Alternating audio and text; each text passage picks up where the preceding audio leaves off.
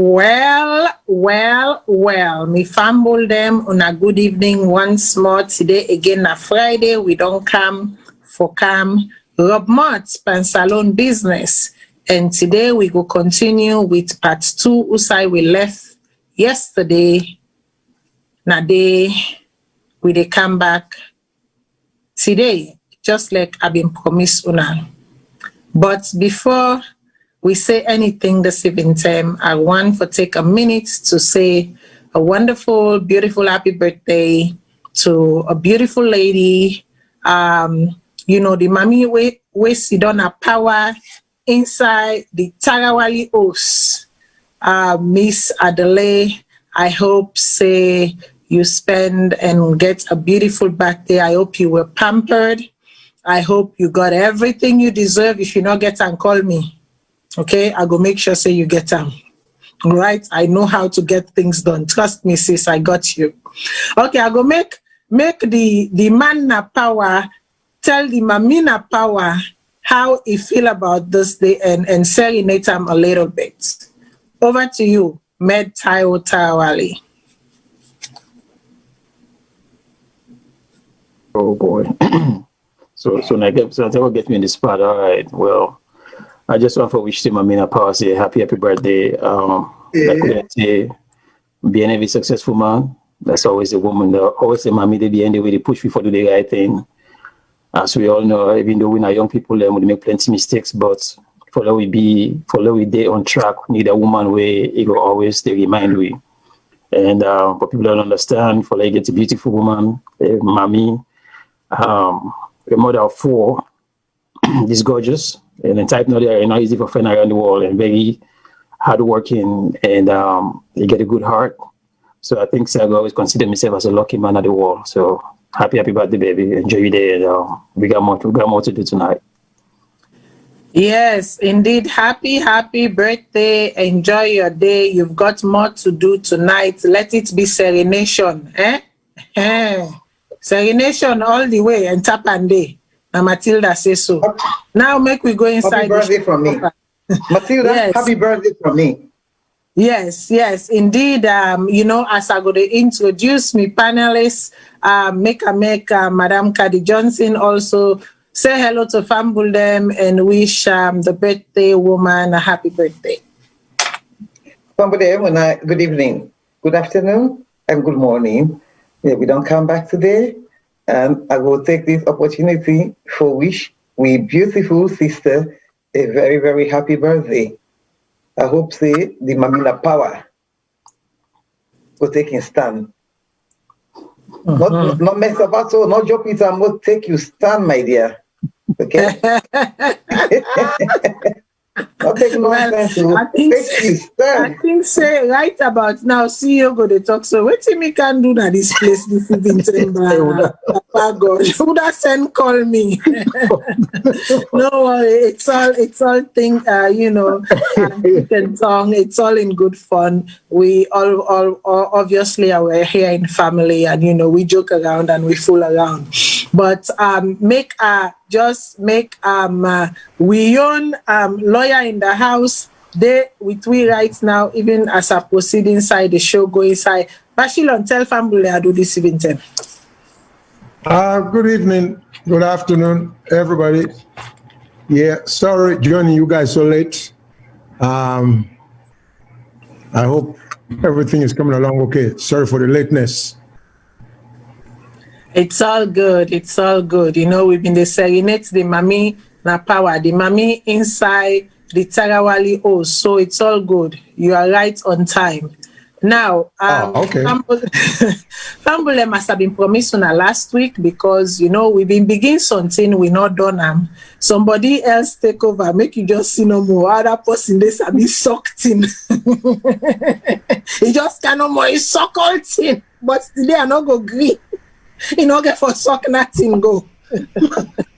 So today we do the part 2, obviously the part 2 of the game of chess between the ACC boss Francis Ben Kelfala and the ex-president Anes Baikoma, you know, has begun. who will say checkmate, right? I don't want to waste time. I just want to make we go straight to the audios them, make from do a recap because some of you are not going to remember who side we left off. It's been a while. Let's do a recap. We go start from the interview with Francis Ben Kelfala, and then we go to the 2 other audios then, and then I will bring the panelists inside, make them deliberate on some of the things and where them be noticed. Me been take notes from last week, and I go they talk based on their notes then they as well today. So I go pass over to the technical team, make the technical team play the audio then they. By the way, people, thumbs up to the technical team. Una say hello to the technical team and una say bravo because the man behind the all of this has been doing an excellent job and it is always good to appreciate. Okay, I will pass them over to the technical team. So the issue for do with sales of the rutile. Where you go inside the government white paper, paragraph 18, we talk about the rutile. They talk about secrecy and shady dealings where they happen during the sales, and paragraph B, 18B, they talk about the issues them and how illegal it be happen, and name certain people where the first person the first time president and is by Koma. It mentioned Dr. Samura Kamara and John Bono Sisi. Where una the review according to your words they say una the review back some of the investigation there. Una they investigate all them 3 people there, so or una they do it individually. We'd already investigate. We already get conclusions there. And I can tell you for a fact so how that the rutile deal was very shady. It was done without following proper processes. It was done without respect for the tax laws of Sierra Leone. For example, when they decided to reach the tax, the $8 million tax we then pay, I can tell you for a fact the Sierra Rutile be responsible for pay tax over $100 million. So how they reach the conclusion for say Sierra Rutile should pay $8 million was completely shady, was irresponsible, was careless. So quickly, and as I can speak with you, all the authorities that were involved in that issue don't confirm that themselves. Some of them talk and say they could not understand. They confirm say yes, the decision on the taxing was done like a rule of thumb. Like you can just sit down and talk, say, okay, if you pay 150 million, well, the country had up right now, give you 8 million. So if we don't do that, then a remand arrangement now one day. And these are the kinds of things that we have to avoid as a country. So if we don't do these investigations, we already get on a conclusion. According to you, we wait for the recommendations from the COI, and you self confirm some of the same things they within at the government white paper. Or they talk about shady dealings them and some secrecy will be happen in the transaction them. Is it that on a conclusion on a get and the COI being kind of similar or on a being compare notes at some point? No. We not ever get. I don't ever get contact with the judges of the COI. They don't ever get contact with me.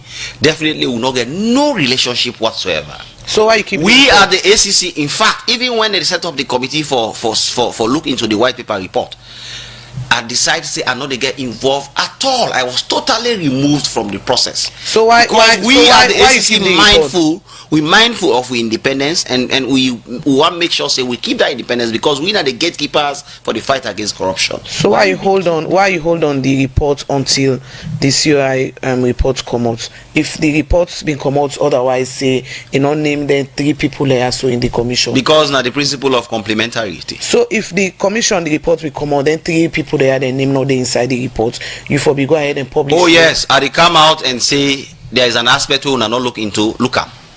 I am telling you. In fact, the COI not even deal with the tax aspect of the Sierra Rutile deal. Now we deal with her. So you see how we complement ourselves. They left out the tax aspect. They looked at more whether the shares were properly valued, whether they were carefully valued, whether the right rates were paid, and all these things. We zoomed in on the tax aspect which they were blindsided on, and we are now coming in to say, hey, here is another aspect of this investigation. And I can tell you for fact, everybody were involved in that decision making don't sit down with we and admit to the fact say the tax was irresponsibly decided. The ACC now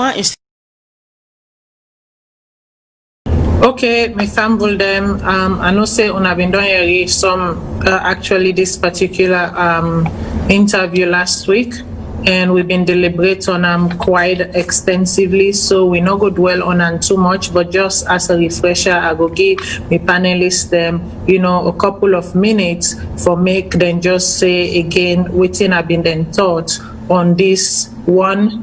Rariman arrangement. 2, that then focus heavily on the tax side of the thing, and that them they serve as a complementary body to the COI, and that waiting the COI no cover, then don't cover. And as a matter of fact, according to Ben Kelfala, he say everybody will be involved in this deal, in can assure the public, say each and every individual has sat with them and has attested to the fact that, and they don't agree, say the arrangements where they be make with this mining in Cell 1 not to be good bargain. So I will go on to Mr. Taiwo. Again, just do a quick summary, 2 minutes of your view on that interview day, so that we will move on quickly. Yeah, I will just do one fast because we don't talk about it last week, and I not change anything where I said last week. Ben Kefala, as a lawyer, you represent the SAPP. Anti-corruption, entire Sierra Leone represents. So if you come for the case, I understand, say, nationality, not talking behind the scene, and you don't become that way you are caused, but you don't talk behind the scene, you don't build this kind of idea behind. But when you come to the public eye, you still therefore come and act like, say, that man still innocent. So some of them here, I'm not supposed to say I'm loud. You can see I'm at the corners here, you complain, and that's fine. But when you come out, try to act like, say, you not get, the man still innocent, you but not investigate, you investigate. When you come out that way, the people not go see that, say, you become prejudiced over the case. But when you don't come already, you don't come and say, when I remind you this and that, no matter now what you do, even if the people are guilty of harm, they will just tell you, but you already get a pre-motive notion before you even get into the case. So I believe, say, as we only possibly fight for we, like I said last week, you get to be careful to this at the public eye. Try to come out as neutral as much as you can do. And also sometimes not easy because we don't have much amount of your feelings will show out, but try to suppress them and come out and do what in the law say. The law say you are a neutral player for now. Until you find the man guilty, then the court taking action. Okay, thank you very much. I will go on to Madam Kadi. Madam Kadi, waiting at you take briefly. Thank you, Bettina. Well, actually, we don't. If I get to say anything, it not make any much difference from what I don't say last week, really. But Gaffer is doing work, and as I always say in summary, if you don't get all the investigation, you don't get all the evidence that we need and everything, so maybe always take this stand and say, well, if you don't get them, ask me, say, why you not just indict them instead of trying to for just investigate the former president on that. So to me, I say it's like he was just looking for ways to incriminate for the former president, so come and incriminate himself, find ways of building their own case. So that maybe say, yes, they can investigate and see what the former president actually in not being careful say much. You see? So if they're not happy with the FP, then they can go court. You see this, then they go face because the court will get a jury sitting, so at least they get different people then we go see over the case, so that maybe say barely it was on his own interest, well, the interest of the state, but it's like if you don't get the other thing we not be mentioned because I didn't wonder if the President Kafala go get for interview the other parties concerned, all the people there. And what I mean is, you don't ask them now. Like we then got a special interview now for the former president on that, because from what it is, the implication is that the former president seems to be liable. You not say that, but that's the implication. You see, because so many people he talked to, none of them not feature that much, because we don't know the names them other than Samuel Kamara and John Bonus-Sisay's name we can briefly. But the whole thing is centered just around the former president. One would think that all the other people involved, they said, therefore being treated the same way like the former president, because they too, according to Francis Benkafala, they were part of the decision making, because from what Benkafala said, yes, he talked to them, and they all say yes, that we with them in Duam, it not be right. So they were very much part of it, you see. So I wonder why like the former president so more than just pick on and not the other one there. Okay. So before I go on to Mr. Shillon, I know said during the interview, Asma be asked say, well, you did talk about this deal. You don't talk to the other people then. And in Francis Benkelfala in response, he been say, he don't sit down with all parties involved, and everybody will be involved in that deal. They don't sit down and don't get personal conversations with them, which for me implies that he don't interview Samora Kamara, he don't interview John Bonus-Sisay and whoever else was sort of implicated as part of that deal, and the only person we've been left for interview maybe EBK, the ex-president. Mr. Shillon, make I go over to you. Waiting a be your take from where you listen to this interview. Well, for me, looking at it strictly from a defense lawyer standpoint and constitutional issues involved, first of all, I'm not clear on the role of the ACC in terms of whether, because my understanding is the ACC apparatus partly of the Attorney General's office to some extent, and partly of the other arm of the CID, because then they do prosecution, let me put it that way, then also they do investigation, what the CID they do. And so they get a dual role. I am not sure they have to be objective if they get probable cause beforehand, because I don't think objectivity is part of the prosecutor in duty, that the duty of the court and jury. But the prosecutor can go out and make pronouncement and say, well, because we see in the happen in America, where they indict people, some high-profile cases, the prosecutor, they come and team up and get a news conference and talk about what in the evidence go show. It's one thing to make the allegations, it's another thing to prove them. So now, the role of the ACC, to me, if I were a defense counsel back home, I will take issue with the constitutional setup of the ACC. I'm of the opinion that the ACC, because they say they get the right, well, I don't even know what you mean by they get the right for trial. They cannot try people if they are an investigatory body or the prosecutorial body. So I know when they say they get the right for trial, do they mean they get the right for prosecute? Because they themselves cannot accuse someone, put someone on trial, and then pass judgment of the person. Now, there are conflicts in the procedures. If the ACC get the power for charge and put people on trial, then what are the procedures in play? Is it the criminal procedure laws of Sierra Leone? If so, who has jurisdiction? The regular courts? And there is a lot of overlay on the whole thing.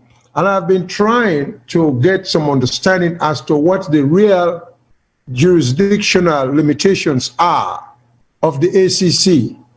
But it seems to me the whole thing is a little bit, I mean, I have no problem with what Mr. Benkalfara say. I think as a prosecutor, which is the role he plays, he can say all of that. I don't think anything limits him from saying that. And his role is to make public pronouncements. But he can prove the allegations. So now we get a double layer. If now America, which I think, okay, let me backtrack. we have a constitutional democracy, not a parliamentary democracy we necessarily have. So the constitutional democracy supersedes parliament, the court now the highest law, the constitution is the highest authority or the highest law of the land. Parliament cannot pass laws which abridge or contravene the constitution. Now, once upon a time, it be just a parliamentary system, parliament is supreme. But in this instance, the constitution is supreme.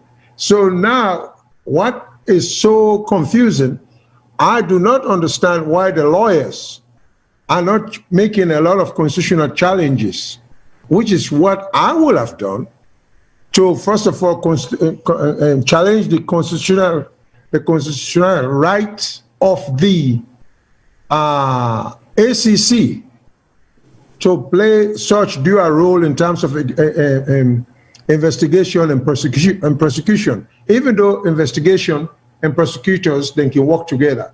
Then the other thing is this reference about interview.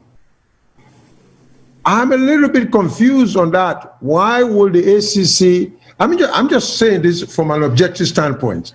Why should the ACC have the right or the power to compel an interview of a suspect or someone already being accused of a crime? Because it seems to me this interview look like we're going to talk to them go subpoena the former president and go do this.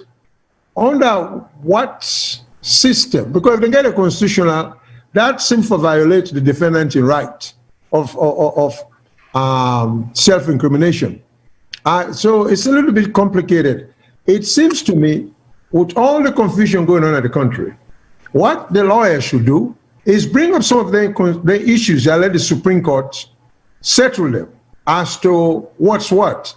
Because all this talk about, in fact, when they use the word interview, are they using that synonymously with the word questioning? Or questioning or depose?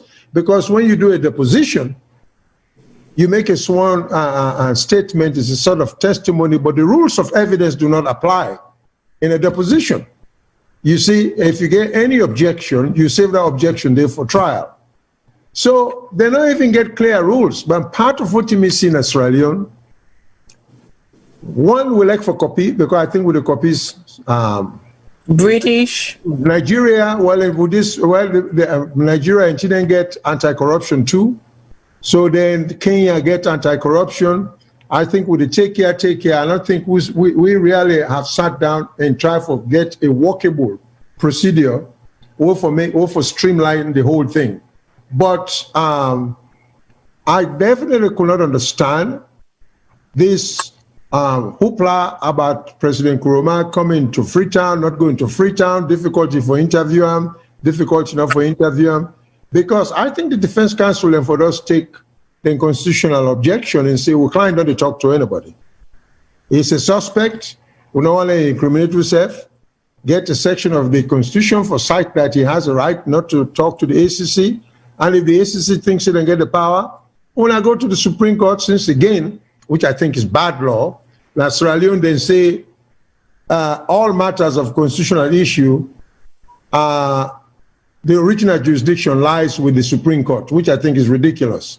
I think constitutional right attaches at every level.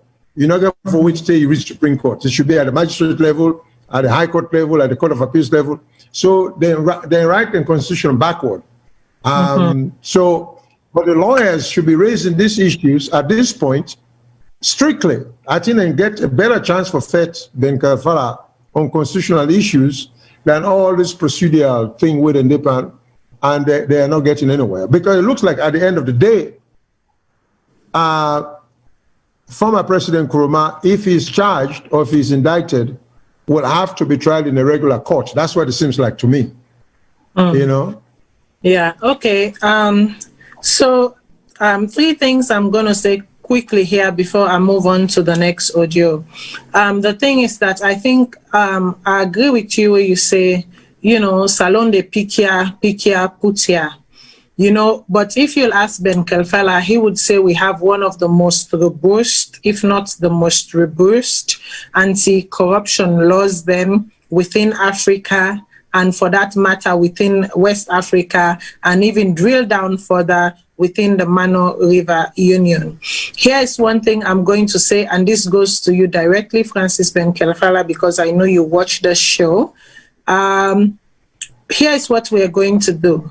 We as a team, we are going to study and comb the Anti-Corruption Act, the recent one. We are going to comb it back and forth. Even with the learned lawyers on the team, we are going to do that. And we're going to set up a special show with you where we're going to peel, because it's like for say some of the things and we can answer, I mean, me say if I can question and small, say, who's part down the day? How is it, are we looking at the spirit or the application or the nature? When are two different things. So we want to make sure, say, in every situation, we are looking at the spirit of the law, because ultimately that's what it boils down to. And secondly, in terms of, the problem, Mr. Shillon, the biggest problem we have in Sierra Leone is our constitution. And I go always say this. If really we want to forge ahead, we really have to go to the basic. And the basic is we need to erase the constitution under which we are operating and draw up a brand new constitution that is befitting not only the 21st century, but moving forward, that addresses things forward. The Cowan, Justice Cowan, what he came up with was beautiful, but even then they self get a bit of cracks underneath. What you can do is go from what Justice Cowan has, came up with, get a set of eyes them, both local, international, and sub-regional. Una sidom and una really look into this constitution and develop something we go work for the Sierra Leonean people then. Until we do that,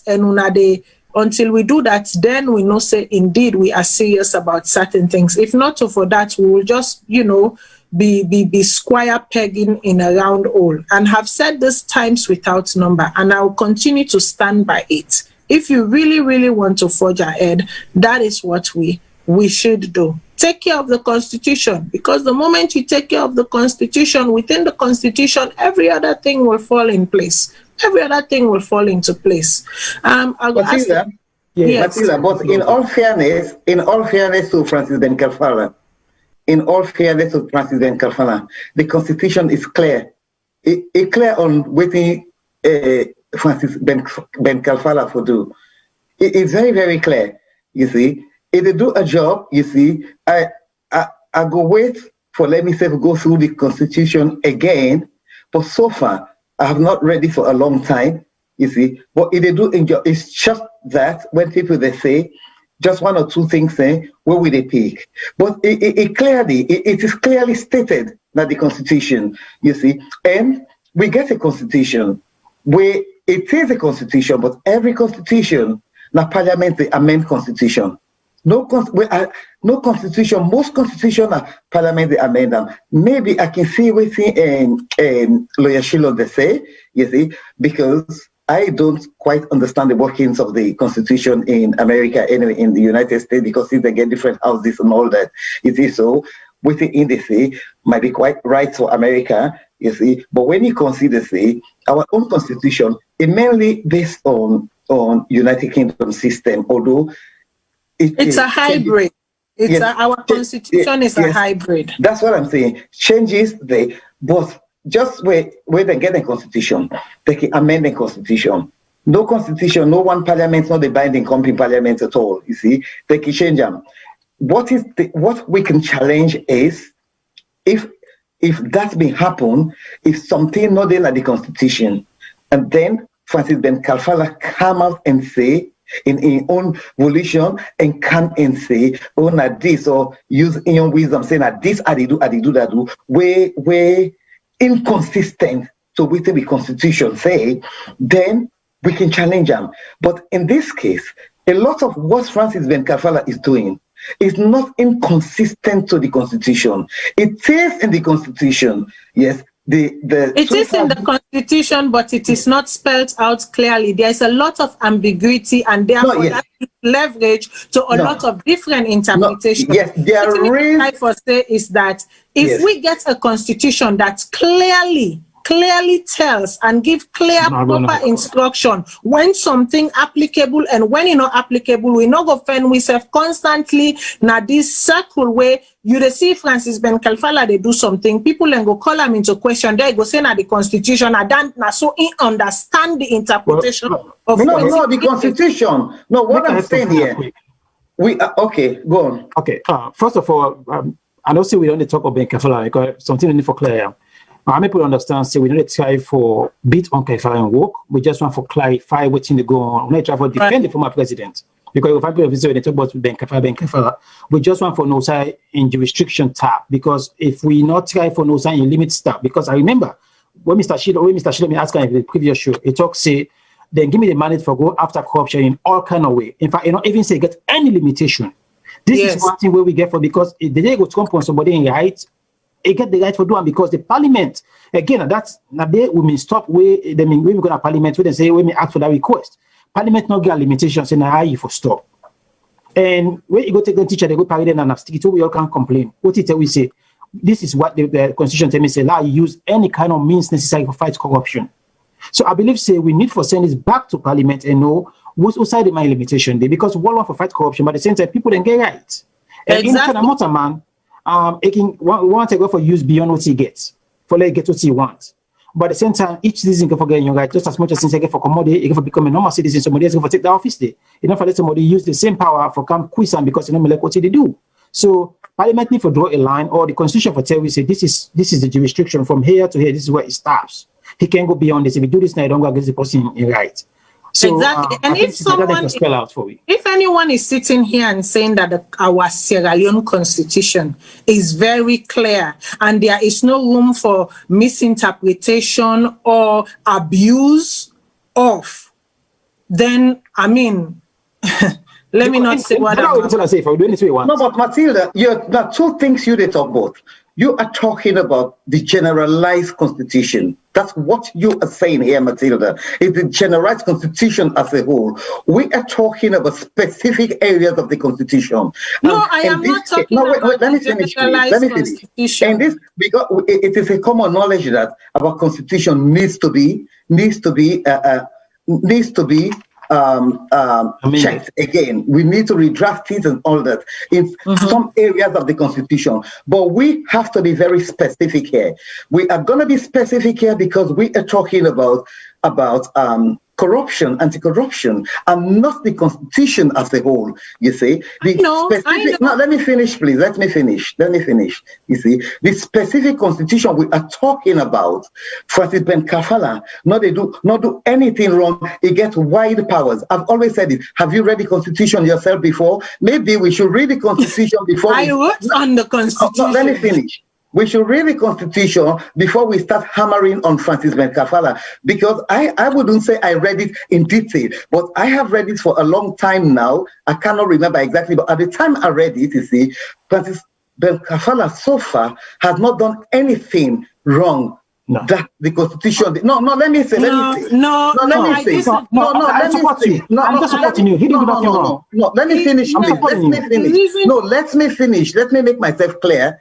You understand? Because maybe I've not made myself clear. Constitution. What the public is condemning Francis Kalfala for, maybe is the way we all think that they're going after the president in a way the president deserves respect and all that, the way he should be treated. No, wait a minute. But in terms of what he is saying, in terms of what Kalfala is saying, you see, I know, you see, if I get back to the Constitution and I see anything, you understand, that is totally at variance with what you are saying, I will come back to this show and say, yes, I have read it, but at the time I read it, I did not see that. But what Francis Ben Kalfala is doing, mind you, we have unexplained wealth all over the world, you understand. That is why in my first instance I said, you see, if he knows there is something, he can indict, you see. But then again, like, he did not indict. You see, because like you say, he is doing his own part, trying to get evidence that could strengthen his case. You get me? That's what the duty now of the defense, to the defense lawyers now, to advise their client how the clients will say. But then we have to talk about the right of silence, because I don't know whether the right of silence, whether they have the right of silence there. You see, like here the right of silence. We used to have the right of silence. You see, but it's no longer like the way it used to be. You see, because if you don't want to speak, that's your choice. You take a gamble. But if you don't speak, you see, then they can draw any inferences. Any inferences that could be against you would be drawn. You understand? Unlike if you had spoken. Before, when the right of silence was there, you see, you have every right not to say anything. I won't speak. You get me? Nobody will say anything because you have that right not to. You see, but you have the, so it depends on what is over there in that constitution. But I stand here firmly and say that Francis Belkafala, so far, he is doing what the Constitution says, because they gave him, in fact, when I looked at it, I know very well that it's a safe parliament. They did it in such a way that to empower him in every respect. But the empower, like when Shilon said, Shilon mentioned something like whether it's like the judge and jury, something like a kangaroo court. How can he do this and then indict and then try people? I don't think he is not the one trying the people. What he would do is to refer the matter to court, but he has a right to ask for a warrant to be issued to anybody. If you are asked, that's where the thing is, because the Constitution says empowers him to ask anyone for an interview, and if you refuse to be interviewed and investigate, to be interviewed, and then Francis Bafala can go further, you see, and apply to the court for warrant of arrest to be issued, or Francis Bafala can even go further and get you indicted, and then you go to court. You see, so he has not done anything other than the way in which we are saying that maybe the way he does it, maybe respect and all that. But in terms of the Constitution, Francis Bafala has not done anything wrong apart from the Constitution. He has done his work from what the Constitution, if anything, it's Parliament who gave him those powers. You see, let me just come in and make something very, very and crystal clear here. And if anyone knows me, they know that Matilda is not for, I give respect where respect is due. But I also know that no one is above the law. I am the first person to say nobody is above the law, irrespective of your status, your pedigree. I don't care. When you are wrong, you are wrong. But however, I also stand for the fact that say, you know, everybody has to be treated equal under the law. I also equally stand for that. And I also stand for the fact that everybody's human right ought to be respected. Now, let me make it clear here. I'm not the attack Francis Belkafala, neither are they attack, you know, in office or what they do. Waiting I say is that because so many times we don't get an addition and so many other shows, I don't hear where they say when people like inquiry on certain things, they can say, but I do within the law and waiting the law say and the application of the law. And if somebody they do something repeatedly and other people, they're not only one grain study the law, not only one grain understand the merits and criteria and limitation or non-limitation of the ACC. If other people and they come, they argue on this same thing. What do we do as a nation? I think as a nation, it behoves him. The onus is upon him. The onus is on people like us in the media to sit together, look at what the act is, peel it out, trash them out, and give we own understanding. We give we understanding. He can say no. According to subsection blah blah blah of section blah blah blah, this is what it says, and we all come together as a nation and understand it for what it is together. But if everybody gets different interpretation and different, application of the same law, then it is problematic. I raised the thing where, Mo just mentioned, the display of the teachers them at Cotton Tree. A lot of people thought it was a violation of, their human rights. A lot of people thought a lot of different things, but he came and said, no. The Constitution gives me sweeping powers to do what I did. You know what I mean? And some people then say, no, the Constitution did not give you sweeping powers to do what you do. So all I am saying here, as a responsible Sierra Leonean, listen, I don't give any crap about any party. To know me is to know that I am not loyal. Never will I ever be loyal to any political party or any individual. That's just me. And so God make me. I cannot. No, me mama and me papa, they don't suffer. Me family, they don't suffer too much for make a day for make I go throw away my life and my future, somebody we don't eat, he don't drink, or whatever, or political party. No, it cannot happen. So for me, the truth is that when we don't come to certain points, now the same thing with the Constitution, for make we all in at the same page, how about we read this very law? There are people who are equally learned as him. We have people on this team who are equally or even more learned as him.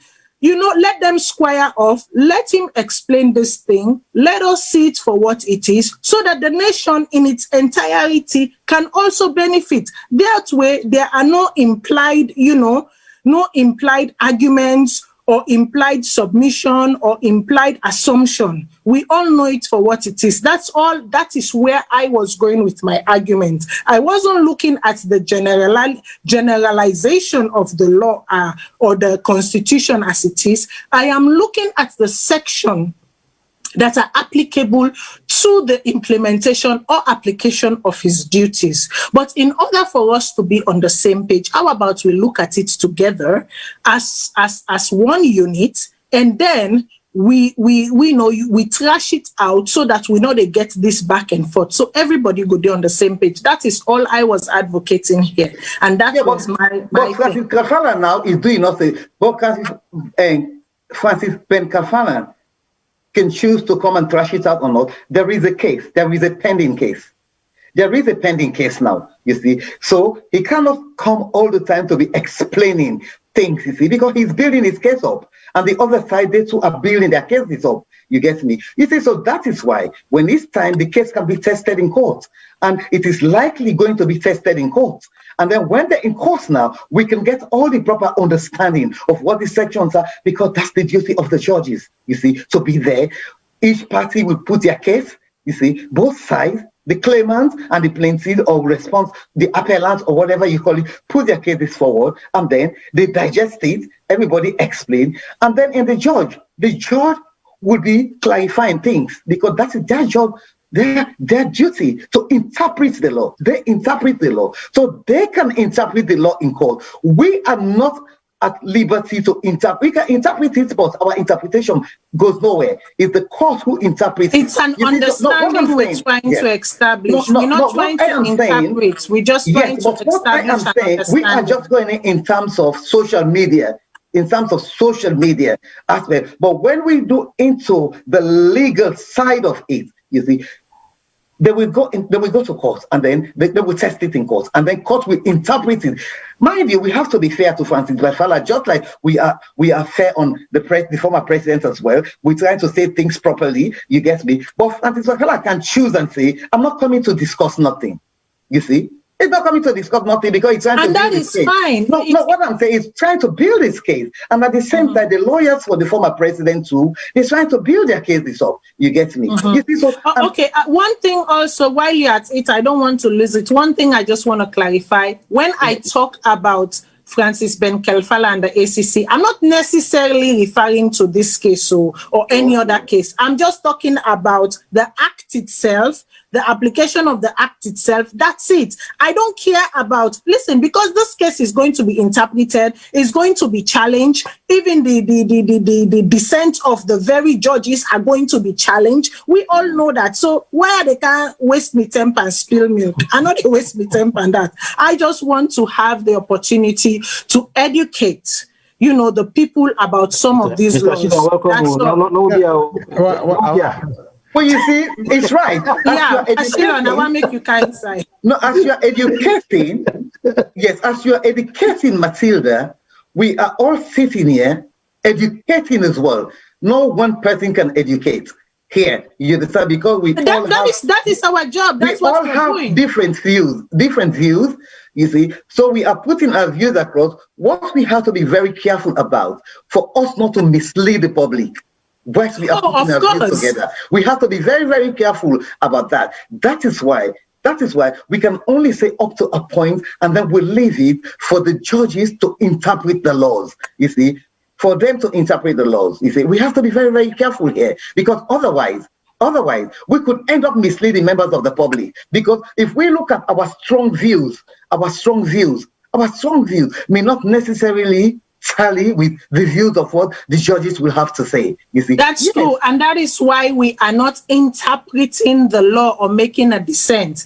For example, when the how you might call it, the Three Gender Act, okay, when the Three Gender Acts came up, there are many people who didn't understand the Three Gender Act. I was one such people who went on, the national sensitization of what the Three Gender Act actually means. Now, when it comes to the interpretation of the law and how it is applied, that is none of my it's not part of my, call. But however, for people to understand, at least have the basic understanding, I think the onus is upon us to do that. We're not trying to go in deep and pretend to be lawyers and pretend to be judges and, adjudicators and whatnot. No, but I think basic understanding of the law is also equally important for the people. And that's what I am trying to get at. Mr. Shillon, let me go over to you. You've been patient.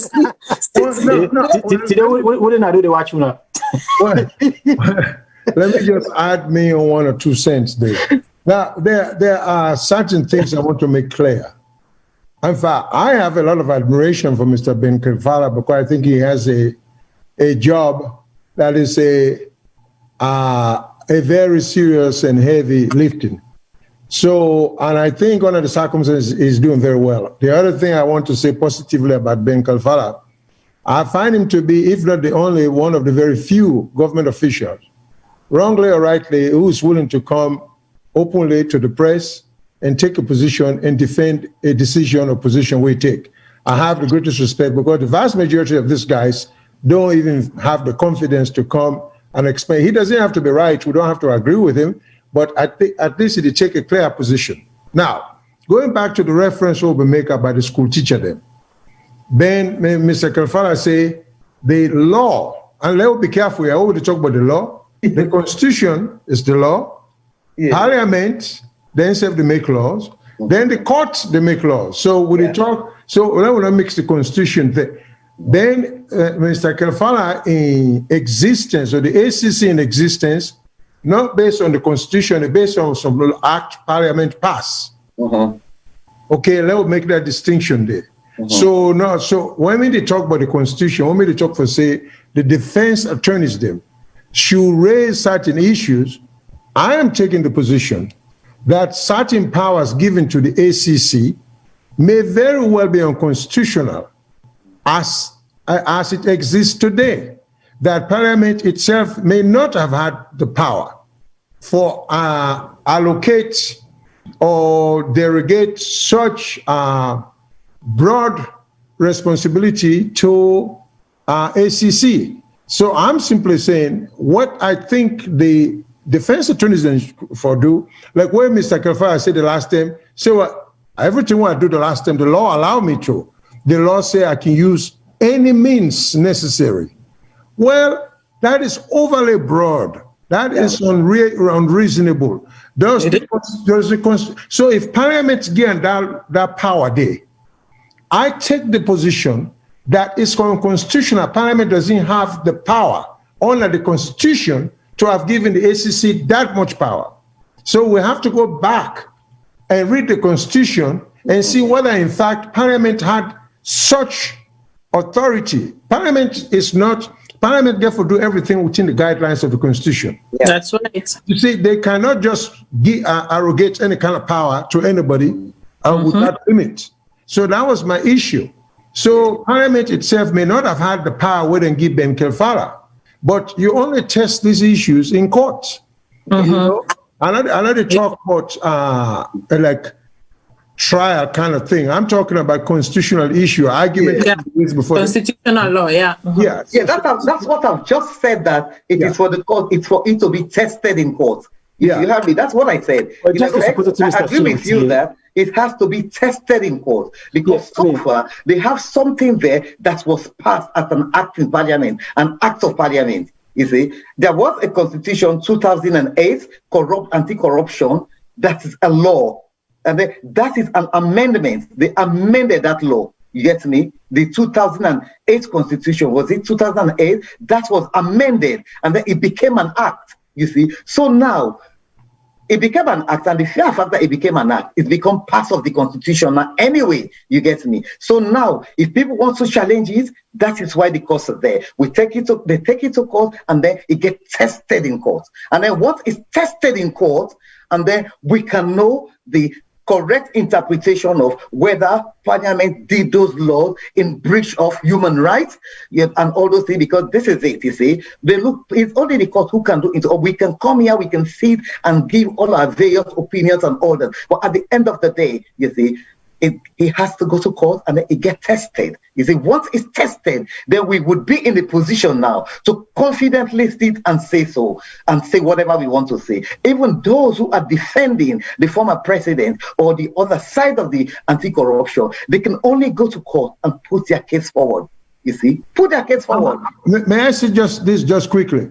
One thing I don't understand, like I just said earlier, and this is no reflection on Mr. Kelfala. Why should the ACC have the power to interview, then use the word interview or question a suspect who, without giving the suspect a equal right to refuse not to talk to the ACC? Yes. There's some issues like that. When we talk about testing, I think the defense attorneys then raised that. Under the Constitution. Okay. Even if there is an act of parliament, we say the ACC commissioner has the right or the power. That still doesn't mean because parliament gave him that power there. We're not going to raise the constitutional issue for, say, it violates certain section. And sometimes these sections are not explicit. You therefore infer certain interpretation. But that is the work. That is the work of the defense. This is where the defense comes. It's the work of the defense. You see, because with the defense, what these laws are there, he has the power. You see, that is why the very act that says he can interview, he can ask. If failure to do that, you see, then Kafala could resolve the matter to court. This is what we are saying, the same thing, you see, because the defense are protecting their client. And in all honesty, if they have a very good defense, we have seen very, very difficult unexplained wealth cases that the defense ends up winning because you just have very, very good defense lawyers who are good at this. That is why they always advise their clients not to say much. You see, don't say much and then don't give them ammunition, don't give them weapon to use against you. You see, just leave it for your lawyers. You go there, you don't have to say much. Then when you are in court, that is where everybody will come and say what they know. Lawyers will challenge things and all that and everything. So in effect, that's what we are saying here. They don't have to respond to Kafala. If Kafala call them, Kafala is not happy, then go to court. Kafala will refer the matter to court. You see, and then they can go to court and do that. Yeah. So I believe this OT set up with Parliament. If I watch what's going to happen, I believe things we need for the talk about because the Parliament on your side, then they act on emotions. If you find out what they do, Kafala make a very good move. They go to Parliament and say, I need you now to give me enormous power. So that we will fight a robust fight against corruption. What in Parliament do? They not go tweak into the law and watch the bit and hit of the law and watch for that's right. And just bunch take them and hand them over to them. Yeah. So now you find out say we need go back to begin the take not to all things for act emotionally. Una need for people to act done and watch and for to make sure say una want give them enough power, but at the same time watch for people your rights back.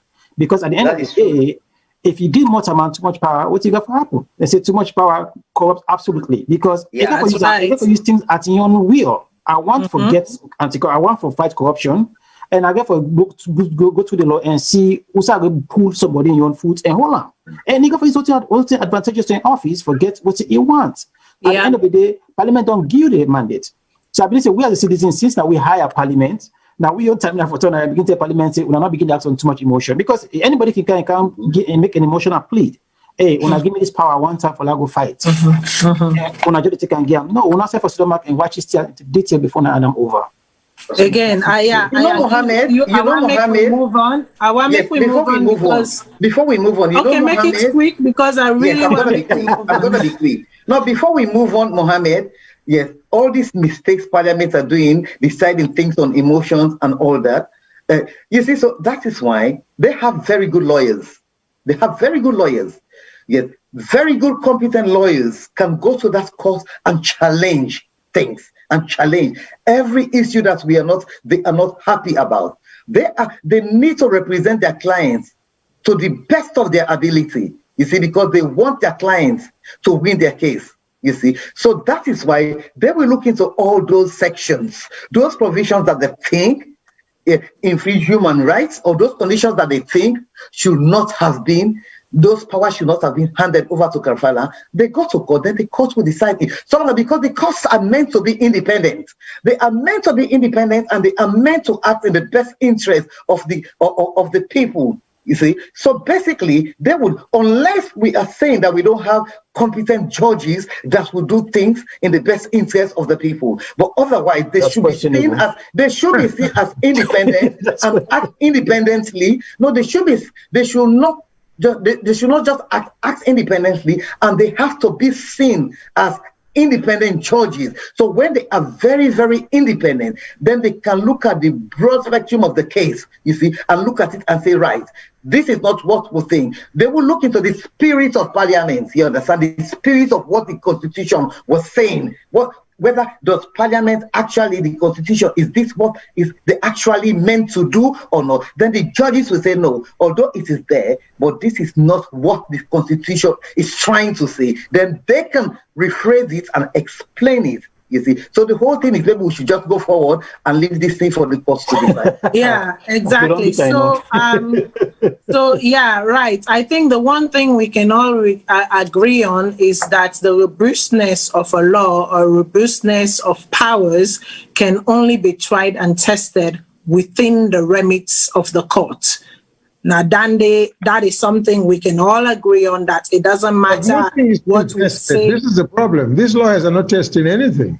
I know that. I know that. And that is why, and in agreement with you, that is why we have to be able to trash. No, but not true. It's up. We don't see them so many times when they talk about the court, let it go to the court is there too. And then something that is so clear that even Bukmumu can able go and adjudicate, and with all fairness and sincerity, we know for say, you know what, it comes up and you're like, what just happened? What is the court there for? Is this the court? No, I mean, make we talk through. We're all family here. Make we talk through side through day for talk. We've seen it times without numbers. So to place all of our confidence in the court, I think it's a bit, shakini, let me just say. But at the same time, we cannot lose hope. We have to trust that the people that we have entrusted to do the right thing will do the right thing. So yes, at the end of the day, the robustness of all them laws there, of all them powers there, so left to be tested and tried within the walls of the court. I see Mohammed is shaking it constantly. No matter you condo I still get for end up in the court. No, but people make very good to say online, because when I remember last time I talked, say why make the former president go hire the former ACC boss them. So until the thing is making me hire them, because so they know what's inside the book, they know what's inside the law, they make it put them close behind pocket. So now say this case to go. It will be interesting though. It will be interesting, and we will be here to be honest with you. To be honest with you, factually, other than all the procedural technicalities, at the end of the day, the ACC will prevail, because the amount of wealth being displayed by the former president far outweigh any degree of common sense that he made all that money during legitimately. I mean, because a good trial lawyer, that's all you get for argue. You say, you can't say 2 and 2 equal 10. So unless will be hard pressed for say, this was a man, I mean, the facts are clear. This was a man whose insurance company wasn't doing well, was on life support before he became president. This was a man who had one flat house, and the culture will come out.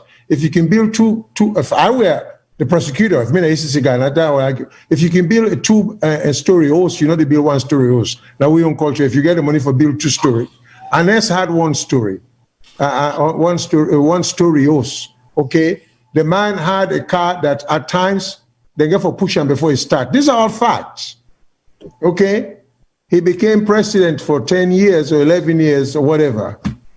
He is able to turn the 2-story, I mean, the 1-level house broken down and build them to a $6-point-something million house and on and on and on. And for it would be nice to see how. Mr. Shillon, as the case they go on, we go to look at the fact. You know what is funny? The fact is what is going to cause them problem. Yeah, what is actually interesting right now, if this topic here, this video interview I play, it's like for say we know one day deliberate them. And it is funny, last week, it is true. We don't take the first hour. We don't wait with this same interview when I take half of the show last week. So I have to move on. That is Ben Kelfala and the SEC and the so-called looters. Because I don't go accuse person where they're not proven guilty. It's the so-called looters and reapers of our economy and development. They no go can't take over this. I refuse. Let us keep going. I go go to the technical team, make you play that interview.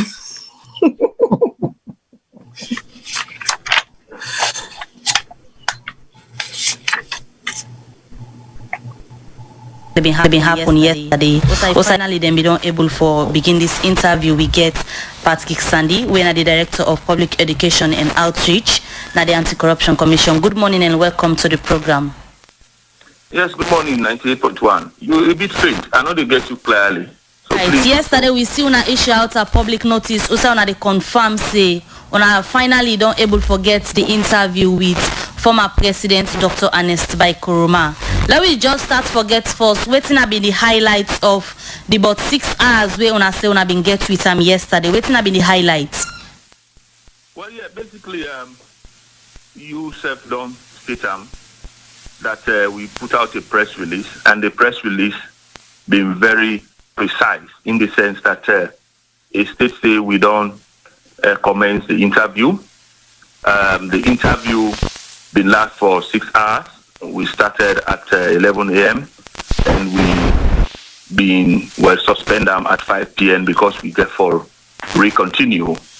And I go one for le fumble then no say in the whole gamut of issues where we look at not just about 20%, and I know more we able for accomplish yesterday. So we still get about 80% and quite a good number of the issues, the crux of them.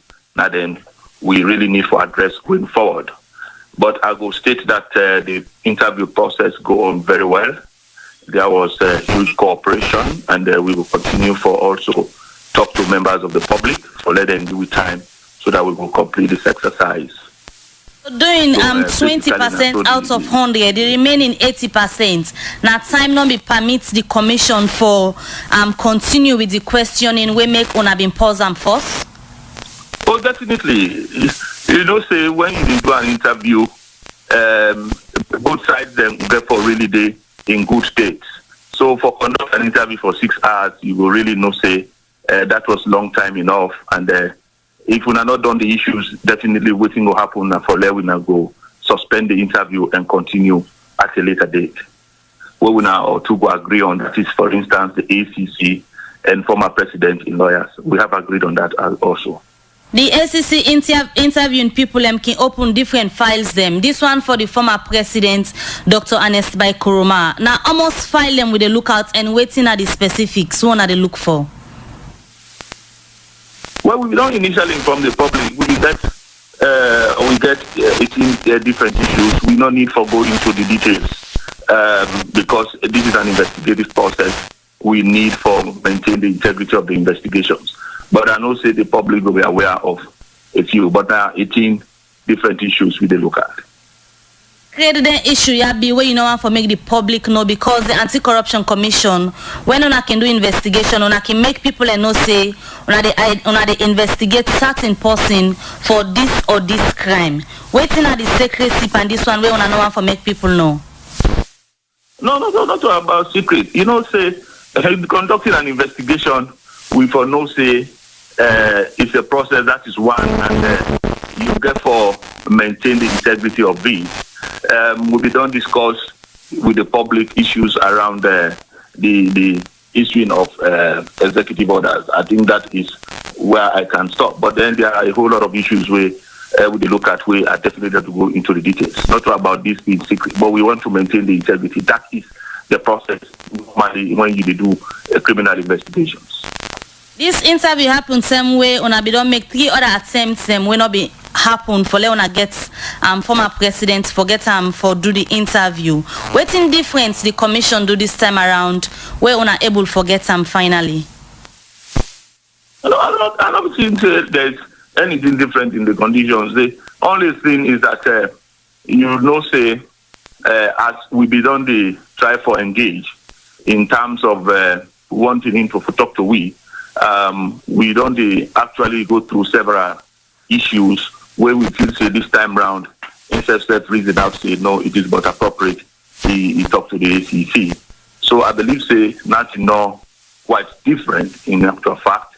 We have had challenges before, you know that, but we're very thankful that we don't get the interview yesterday, and we'll continue in the same spirit. We don't see different messages come out from the former president from in Twitter handle and other social media platform them where we don't follow about him saying he hands them clean and he always willing and ready for answer to the commission. From the engagement we wanna get with him yesterday for about 6 hours, how you go explain in willingness for answer to the questions them where the commission they ask him?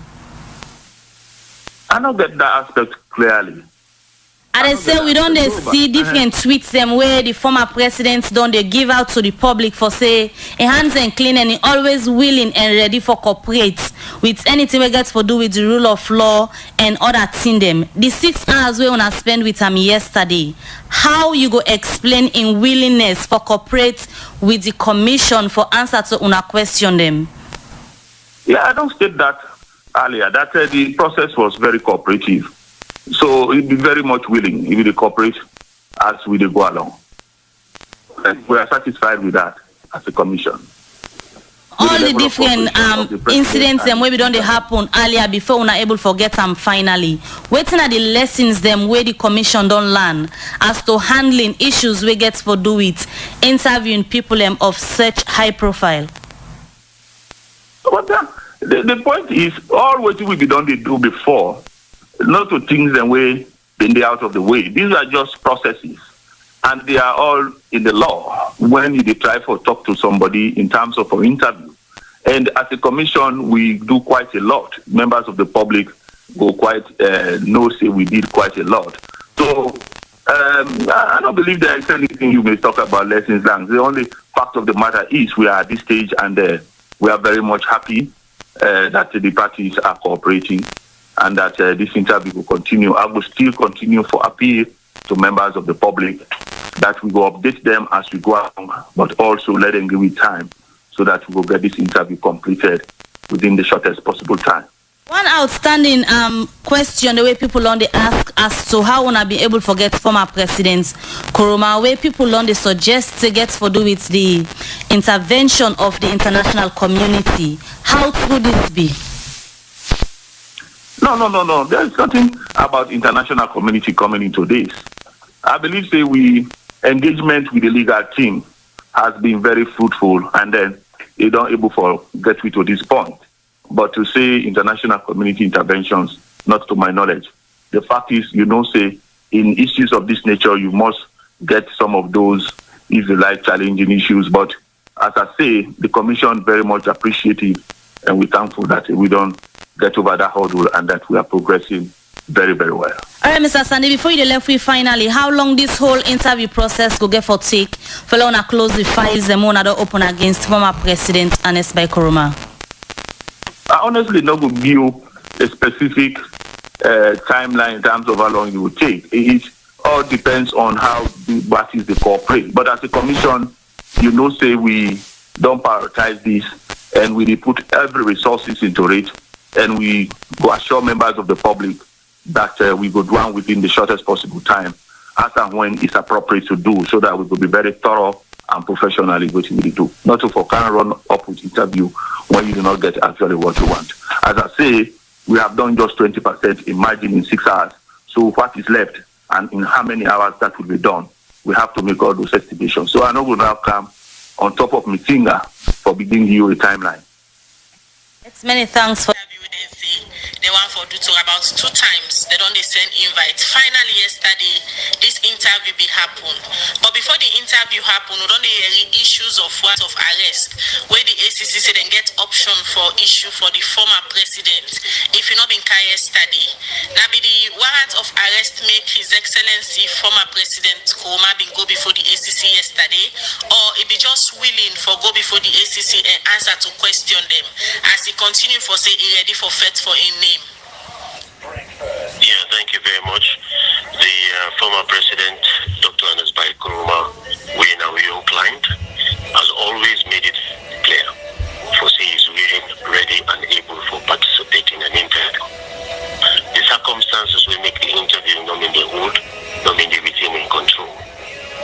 Which will be the time for managing the relationship of the interview together with the state security. So there are many conversations going back and forth to ensure we get a smooth process. It has nothing to do about the threat of a warrant of arrest or not.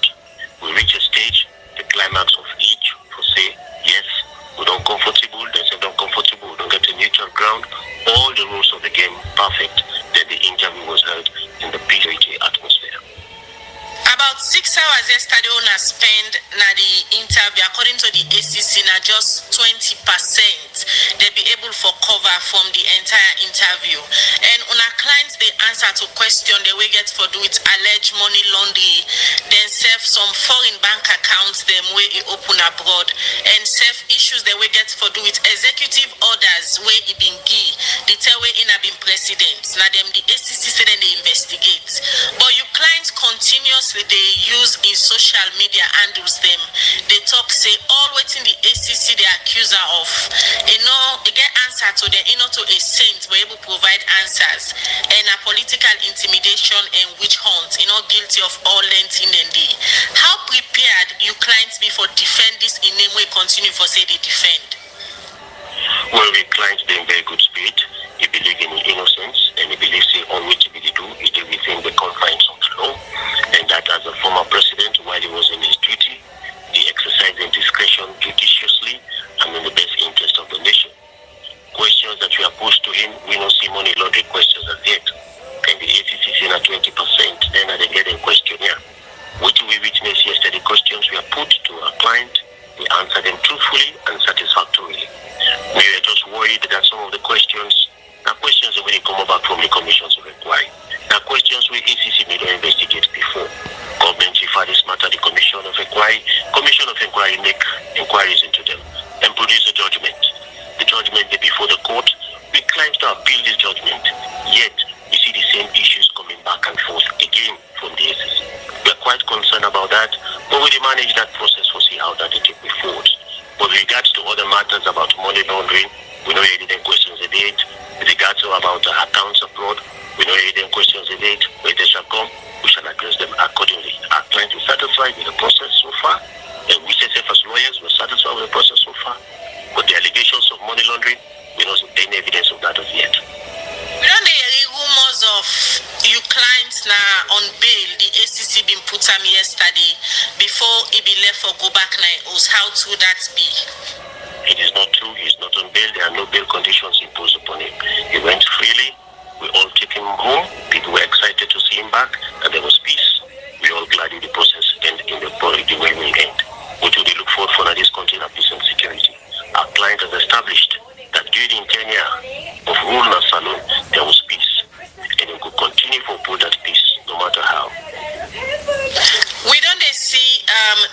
international community intervention in this whole process before the former president bin come yesterday for go answer to the questions them from the ACC in a place where they call as a safe place. And according to the ACC, the interview they continue again. Your clients go only availing safe if na this same safe place them provide, or you willing for continue with the interview if the ACC ask them for go to the office. Well, our client has been a compliant person. He's a law-abiding citizen. With a time for manage the relationship with the Anti-Corruption Commission, and then choose the venue. And they will continue to be at the prerogative for choose the venue. We are concerned on we on side. One is about how legitimately they can exercise that, and two, the security concerns for the personal safety of our client. But once those are clear, we can ready for meet anywhere and discuss and provide answers as needed. Because there is nothing to hide. Our client is ready to answer to the questions. He's available, and we want this process to move forward and bring it to a conclusion. Let the country move forward. Let the government address issues of development, and then we will focus on which the country could be full. Finally, before you left with Mr. Kamara, the issue of tension. Most people on the point finger by your client say he as former president also get responsibility for ensure say peace and security in the country. But from the time when the ACC begin for invite him for can answer to questions them about his stewardship, the time when he been president, and they refuse for come na the ACC. Plenty people believe say it they contribute for raise tension na the country. Not at all.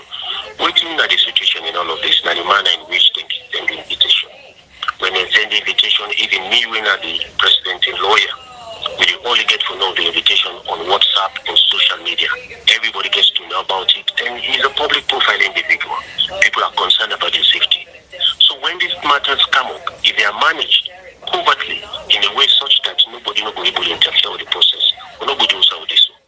But when you manage them in the public eye, everybody gets to know, and you get issues of public security. So that can affect the process of investigation. But today we will manage them better. Yesterday it went well, and everything reached the conclusion we were satisfied. But definitely the former president don't get any issue for interfere or intervene or refuse to attend into any interview.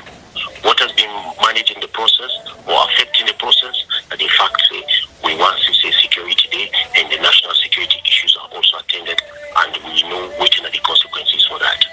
Right. Thank you very much, Joseph Fijil Kamara, in a one pandy lawyer them for first time President Kuma. If they give you updates, but waiting come on yesterday. Now the interview where the first time president been go answer to questions them where the ACC, according to them, then they investigate them for some alleged corruption issues them where they say it be mixed by the time we not be president. We then continue with So, Ms. Ambul, quite a bit to unpack there. For me, I noticed certain things them between the two interview them. So now based on Denton and the Adika asked the following sets of questions to the panelists. So I will start with you, Mr. Tarawale. So if we notice where from the ACC, their own side, then say that then they try for keep the integrity of the process. Now that make them not come and tell the public waiting don't happen or waiting go on as they do about 20% of the interview. For me, I find them a little bit funny because when we listened previously to the anti-corruption commissioner Ben Kelfala in an interview, he said he don't sit down with all the people them we're concerned about this mineral deal, about what's not, and waiting to investigate. So if you don't sit down with them and we the public not know about that, why make them not continue in that same pattern? They even when they investigate or whether they interview as then call them the former president, and so if they want to keep the integrity of everything, why make them not just follow that pattern the way them in done they establish? Well, you find out the last thing I make most of the time, my video and audio that people can criticize them on that issue, on that particular strategy they use. Me feel say, like I always say, the ACC for being independent. The ACC, we all, whether no matter your political party, supposed to believe in the ACC for will get a better fight against corruption in the country. But we then save some time, they try to get this public view for support, forget this party support behind them. Sometimes it hinder their own progress. Some of them tell come on social media, they rise from both sides. Both sides they try to get play with them, get support from the supporters as they will come out and watch for the back. But eventually, then they try to undermine their own offices them, and they make it difficult to themselves. The real process that's so it for be. When I go there, when I just tell one of them invite them, or to not talk to them, we don't know it until the final verdicts come out. And tell you now, waiting on I don't go prove, I mean, what I don't go present, we then will give you full report of proofs and then how they fail. Then I can tell one now, say, okay, well, out of 5 or 6 oaths, 2 oaths the way the neighbor come out and tell us in bill or so and so $1 million in so account. We know say name they didn't get them, but they not able to tell you how they get some money. But then information that we need. I want to do now after behind the doors. We don't have to know that because that it causes more tension and it hinder the investigation and it puts the country back behind. We want to get the full detail. And then we will come now and say, in fact, we will even support or support the ACC and say, well, now we want to go after them because I still get problem with the president and say, till we say all until it happen, now money nobody for being back, don't forget jail time. We still get problem with that because that's not how we fight corruption. But at the same time, that not going to fall on the ACC anymore. It will fall on we the people enough for coming, put pressure on the president. Everybody else say we want to fight against corruption. This is what we need to do. But the ACC said need for clean their own backyard. They need for stuff for worry about public opinion and all this one and all this support. Do the job the right way. Then get guidelines they'll tend to follow your guidelines and don't worry about all this social media stuff. Okay. Madam Kadi, so now the other side of your interview, speaking of the legal team of the former president, we know say initially the anti-corruption commissioner been put a statement out say how then they investigate the former president with something for do with money laundering and whatnot.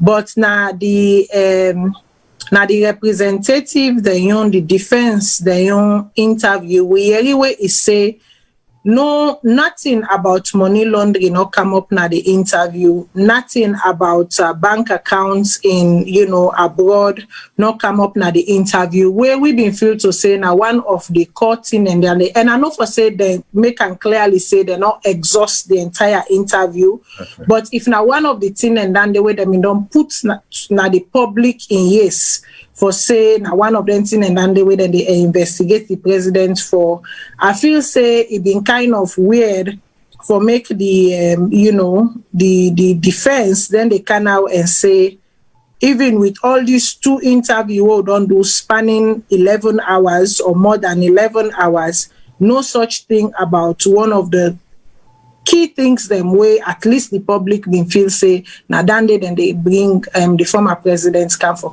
interview not surface during the interview process.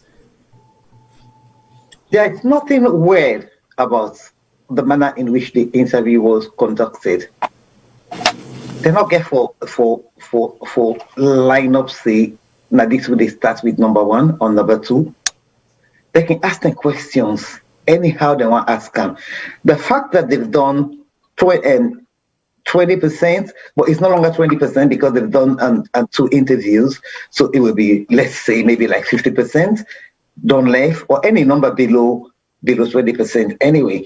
You see, so the fact that they start with the rutile, they start with something else where they say they don't relate to the COI does not mean that they will not bring up unexplained wealth or money laundering. You see, they get plenty, you see, so they get their own style. You see, there is no set rule to say that when you want to interview, you have to go according to you do this first, you do that first, you do that. No. They have their own style, how they want to conduct their interviews. They may have their reasons why they started with the rutile and then on to the COI from what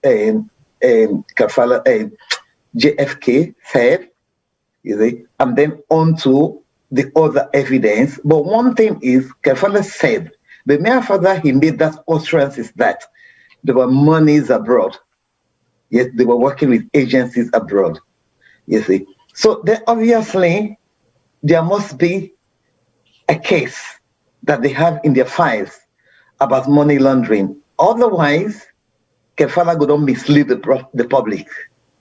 You get me? That in itself, now a case for the prosecution for challenge after that, say, una come una accuse the client wrongly in the eyes of the old world to say that he keep money outside, abroad, in foreign account and all. So the thing is, they must let them be patient and wait for the whole interview to be concluded, you see. And then when it's concluded, but in all fairness to JFK not say them really ask them that too. He says so far they don't go for the first and second interview. How many interviews were there? He says so far they say money laundering, but they're not asking nothing but money laundering. They're not asking clients nothing but money laundering. So far now waiting and ask them, now it's all. But Kefala did not say that they have no intention of bringing or raising any money laundering topic. You get me? You see, so we have to distinguish that. You see, you just stop waiting and see. You see, so right. I believe Kefala and JFK would be expecting to hear something to the effect as the interview proceeds. Okay. Mr. Shillon, I just want to take this a little bit further. So in JFK, in your interview, he make and clear he say nothing but money laundering or nothing but foreign accounts not come up during the 2 days of questioning, we span over 11 hours, right, between the 2 days. He say the thing them we come up, nothing them where them don't already address na the COI, and we in clients already don't appeal. He say case then a court, they appeal already. So you know, see why make them they bring them same thing and they come back to them where the matter already then a court in clients don't appeal. What do you think about that? Because I kind of see where it's going. If a matter has been brought forward already within a certain body and then don't render a verdict on that matter, then don't give a recommendation, and the person, based on waiting the outcome, the person don't go to court, they appeal, the case then a matter, the case then a court, why make you the bring and come back now in that same case there or then same issues then they where you know say you get other thing then where you don't align or identify say you want deal with? Well, I know I'm for second guess, Mr. Kefala, so I don't know which thing could be your reason, but it may very well be that since the OIC then recommendation was not a conviction, it was just a recommendation, it may very well be that Ben Kefala, they now pursue the same issues, if at all, from a prosecutorial standpoint, in the sense that they go in the criminal nature. Because you remember the OIC own Procedural or Mr. Shillon, you go confuse people with this OIC. That's COI. They go say, what happened? When did they happen? We don't know. What's in the OIC? So the Commission of Inquiry, then you think, now findings somebody make and make recommendation. So the recommendation, not to a conviction.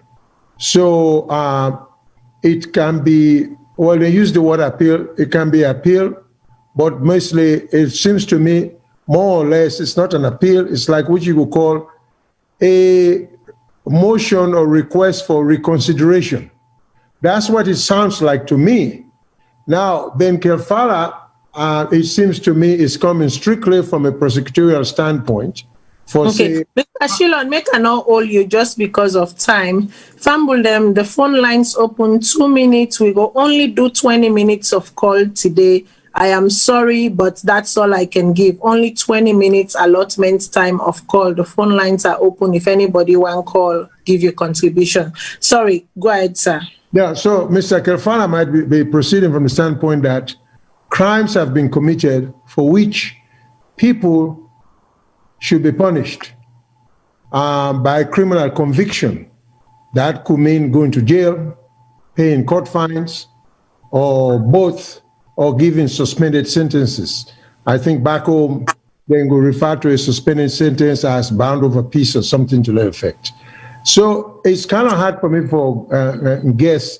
So it sounds like there's an overlapping issue here, but it may not be, depending on where Mr. Kelfala they come from. The thing that where Mr. JFK, Joseph Fitzgerald Kamara, they talk about, where it seems to me they owe a duty to the public as well as the legal system itself for streamline the controversy.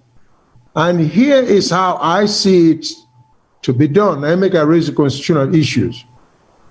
I see a lot of constitutional problems here because I just cannot see, I have problem understanding if my client is being investigated, why would my client be compelled to go to questioning by the investigator? Why should that be a right of the investigator to talk to my client? I have a problem with that. If I were a defense attorney, or would use the word testing, you get a process. In Australia and most Western legal system, where you can appeal certain legal issues, they call it interlocutory issues, the way you can take up to the Court of Appeals. And Sierra Leone, they make it easy in a way, even though I think it's done the reverse. Like I say, they claim say you cannot raise constitutional issue because I see a violation of the constitutional right of the defendant, be that person, be the former president or Joe Blow, ordinary person. I think the moment you are accused of a crime or you are a suspect, your constitutional right attaches. And if he attach, Sierra Leone law say that issue cannot be raised until the case reaches Supreme Court. I think it's ridiculous. That issue that should be raised at the first inception before a magistrate and all the way. But be that as it may, the point I'm raising here, and the lawyers have to do this, I don't see anything stopping them. They should try to streamline the system by raising some of the issues here, all straight to the Supreme Court, for see if the ACC get the power to interrogate a suspect. Does the suspect have the right to refuse? And if so, does the ACC have the power to force him to respond to questioning? These are issues you can take up to the Supreme Court, let them rule on it, because it narrows the issue. So by the time the case goes to trial, when I just go get mostly questions of fact in terms of how many oaths, how many money, how many this.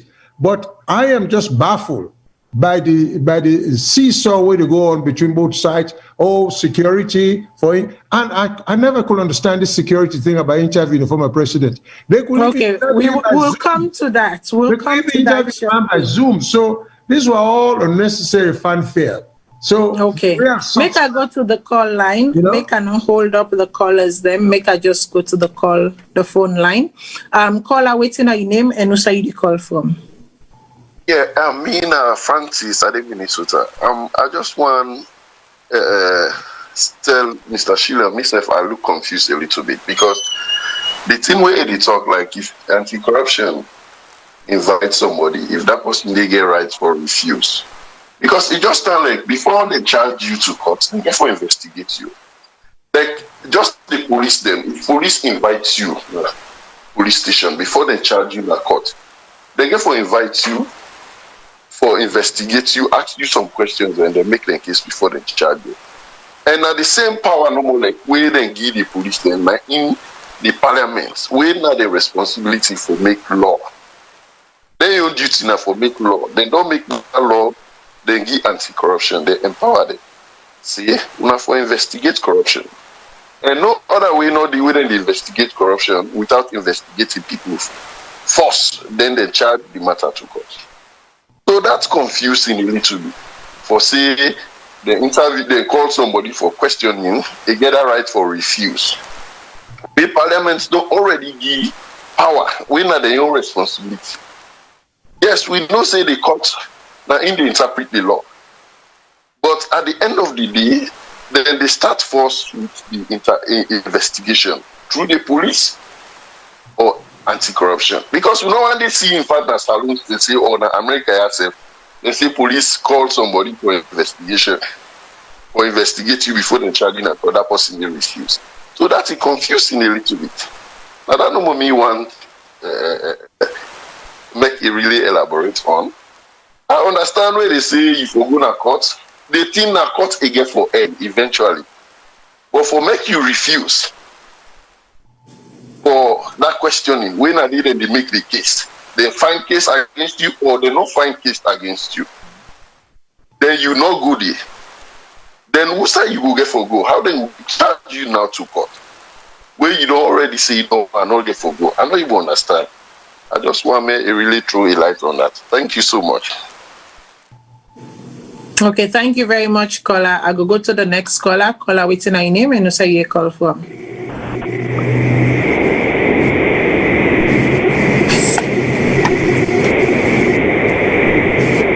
Hello, caller. Hello? Yes, caller, waiting on your name and say you call from. Okay, my name Julius Kamara, the call from Oregon. Okay, go ahead. What do you get for we this evening? Yeah, I just want to thank Mr. Sheila, of course, somebody of great standing, and tell and thank you for the truth. And some of them true, there are plenty of people not want for let people talk them. But the fact remains that even though the former president been display some amount of wealth, and they publicly display, they show around the kind of luxury cars, the houses and other things. But the law not they look at IC. You know, you also get proof. Say this person acquired them say illegally. Than one. Then the other thing, some of them through allow with the talk. If the president knows say he work for Salone, he work very well, he work diligently, he honest about what he do. Need not for hide the Matoma or Gwambani and everything.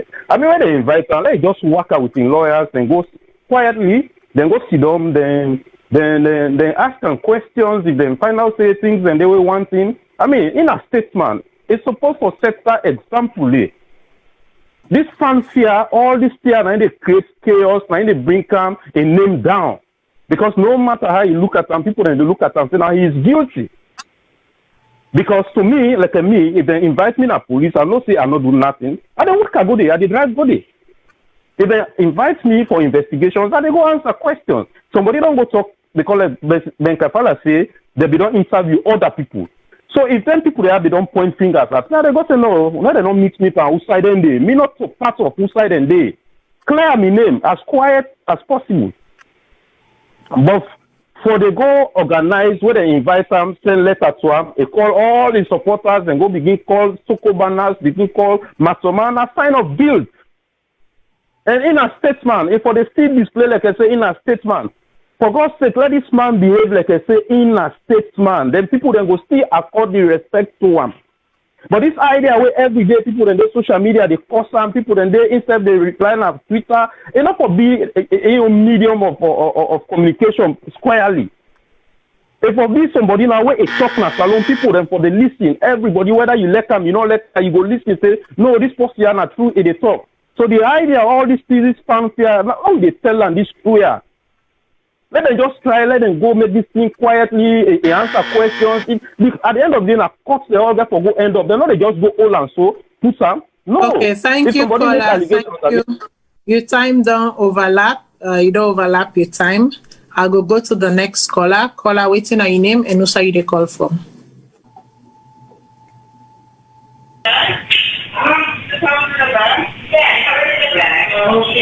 Hello, caller.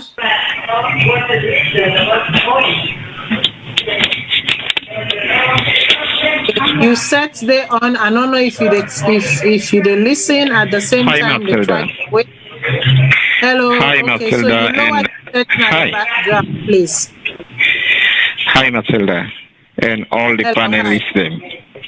Well, are they listening all the program where they go on?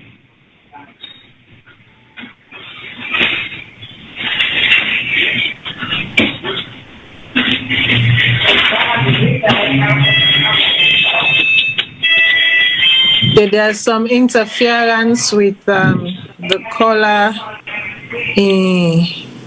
I don't know if the caller still okay. So I'll go on with the next call. Caller, what's your name and who's the call from? Yeah, I'm Lamin. I call from Maryland, United States. How you do? How not they do, madam? We tell God thank you. We all they do fine by God in power. Waiting you get for we this event.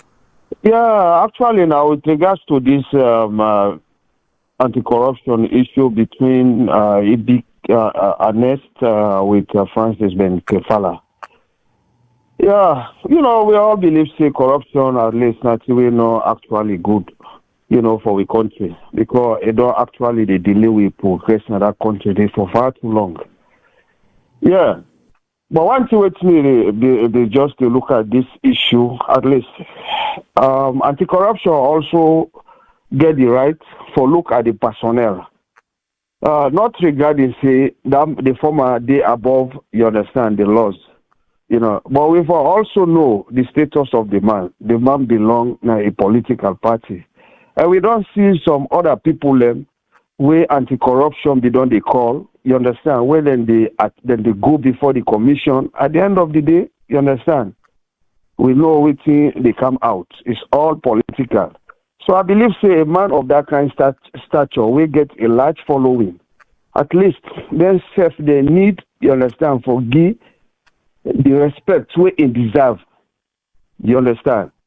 But the way how them pop the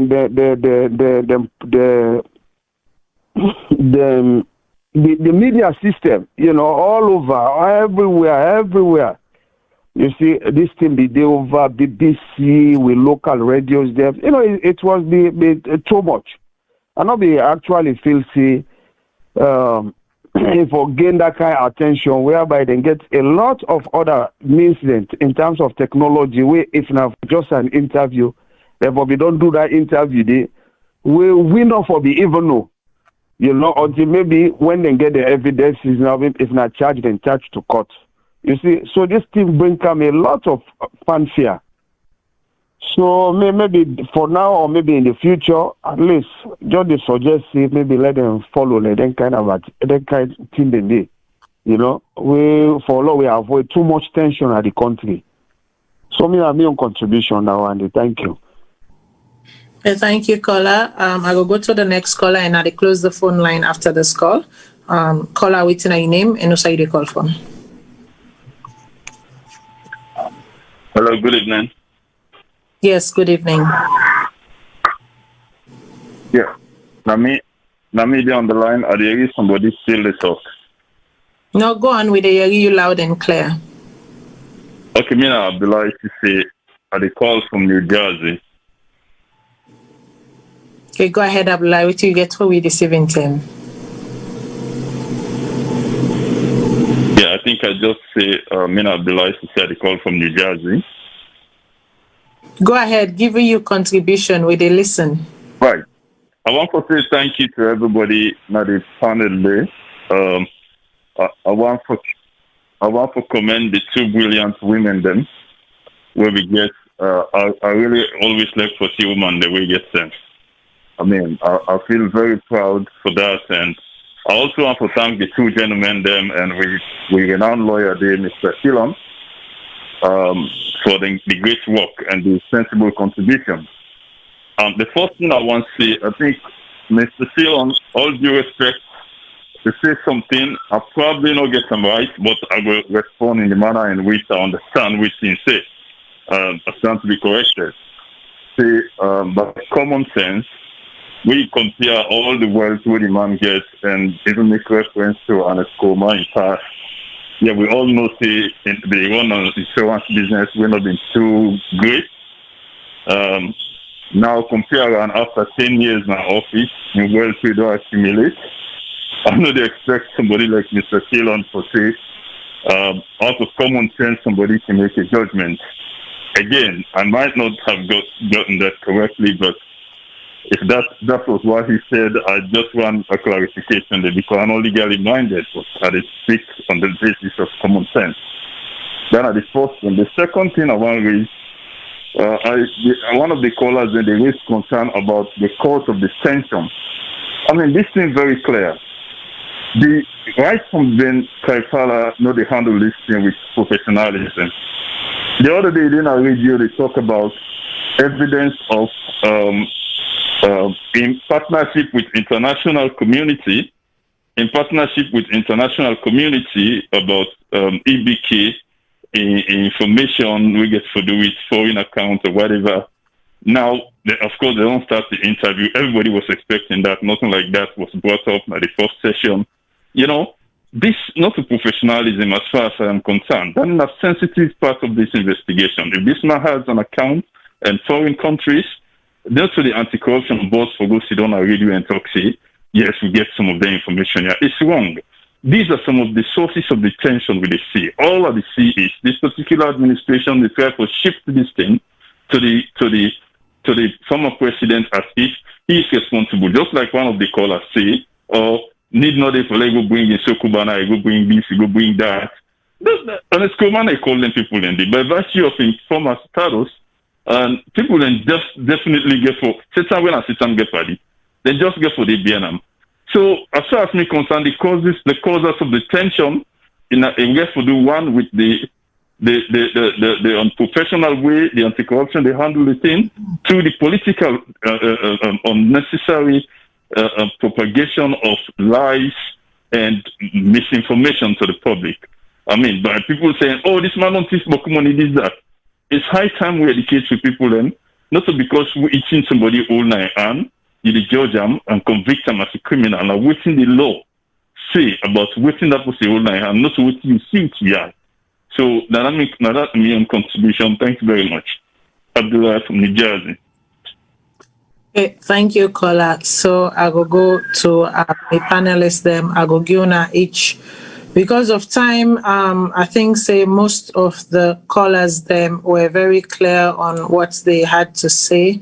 If there's anything you want to add, I'll just give each panelist a minute to just for make them just rub mouth in whatever. I think Mr. Shilon, you were very clear all throughout the night on your understanding, your stance, your confusion and whatnot. And I feel the only side we maybe need clarity in the last caller we address directly what you been say, but for the other caller we instead they look for the clarity and the same clarity where you they look for now instead they look for. I will start with you. Go ahead. With respect to the last caller, the objection or disagreement with which you understand me for say, well, reasonable people can differ. But I also want to make say that's a trial is more, the argument as to what the law is with reference to a trial, now the technical issue. Cases are tried on facts. I was just simply saying the public can draw reasonable inferences after all the ups and downs with this procedural and stuff where they say the lawyers then can streamline. At the end of the day, the proof, what we say for proof your case, it has to be based on facts, not on law, like fact. If you say this man thief $2, you therefore go to court and prove, say, not only a thief, but he actually thief $2 where you accuse him of. So I was just saying inferences can be drawn based on the former president in wealth, where he make within the time within power. I say it will get difficulty justifying the best shot now the legal aspect, the procedural aspect, and all these constitutional issues that I keep raising. But I feel with respect to factual situation, the former president will have a hard time. So if that's what the caller understood me to have said, that's what indeed I said. When it comes to proving the case, I think inferences, reasonable inferences can be drawn from the period before Ernest Koroma became president, and after president, he became presidency, foresee what in the world was. If any reasonable people can look at the vast difference and conclude, say, he earned everything legitimately, and they may very well be. He may get very good lawyers who can convince the world that he made amassed all this wealth. But that's basically what I was talking about. So he's right to some extent, but I think that's part of the trial. Okay, thank you. I'll go to Madam Johnson Cole. In 1 minute, waiting if there was anything that you wanted to clarify or somebody say where you want for, buttress. Well, yes, somebody talk about say, somebody first talk say, yes, because they don't hype this thing as would say they want investigate, they want question about money laundering and all that, then they can talk other things. You see, but I get for tell this caller, I don't remember which one, say, it did say the COI not been deal with tax issues. So they were the ones, ACC, and then they deal with tax issues. So it was on that basis he questioned the former president on rutile, because tax issues, the COI then deal with shares, valuation of shares and other things there, but that area was not in your area. So in go he investigate the tax issues. So he was justified for asking questions on the tax issues where the COI not be deal with. You see. Then another thing where I guess for say Nayaso is the fact that they say they get all the evidence there. Yeah. So me, I would take them for say the evidence is so great against him. Yeah, maybe it's there, but maybe sometimes he go able to justify it. And he go able to say how he gets all the thing in there.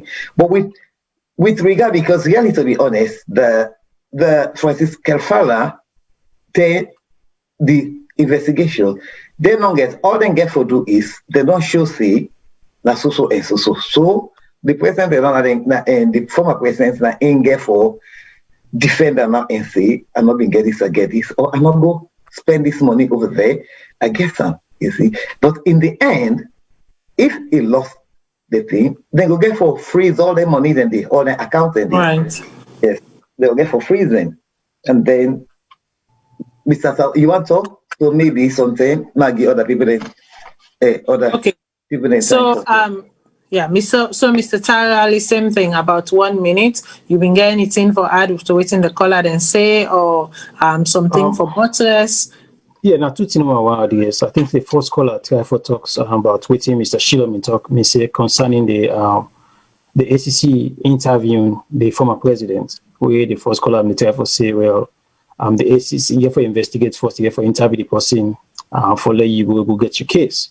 But we say Mr. Shilom they come out, they look at them say now a disadvantage for the accused, because if you go talk, till you don't need for talk, you don't incriminate yourself.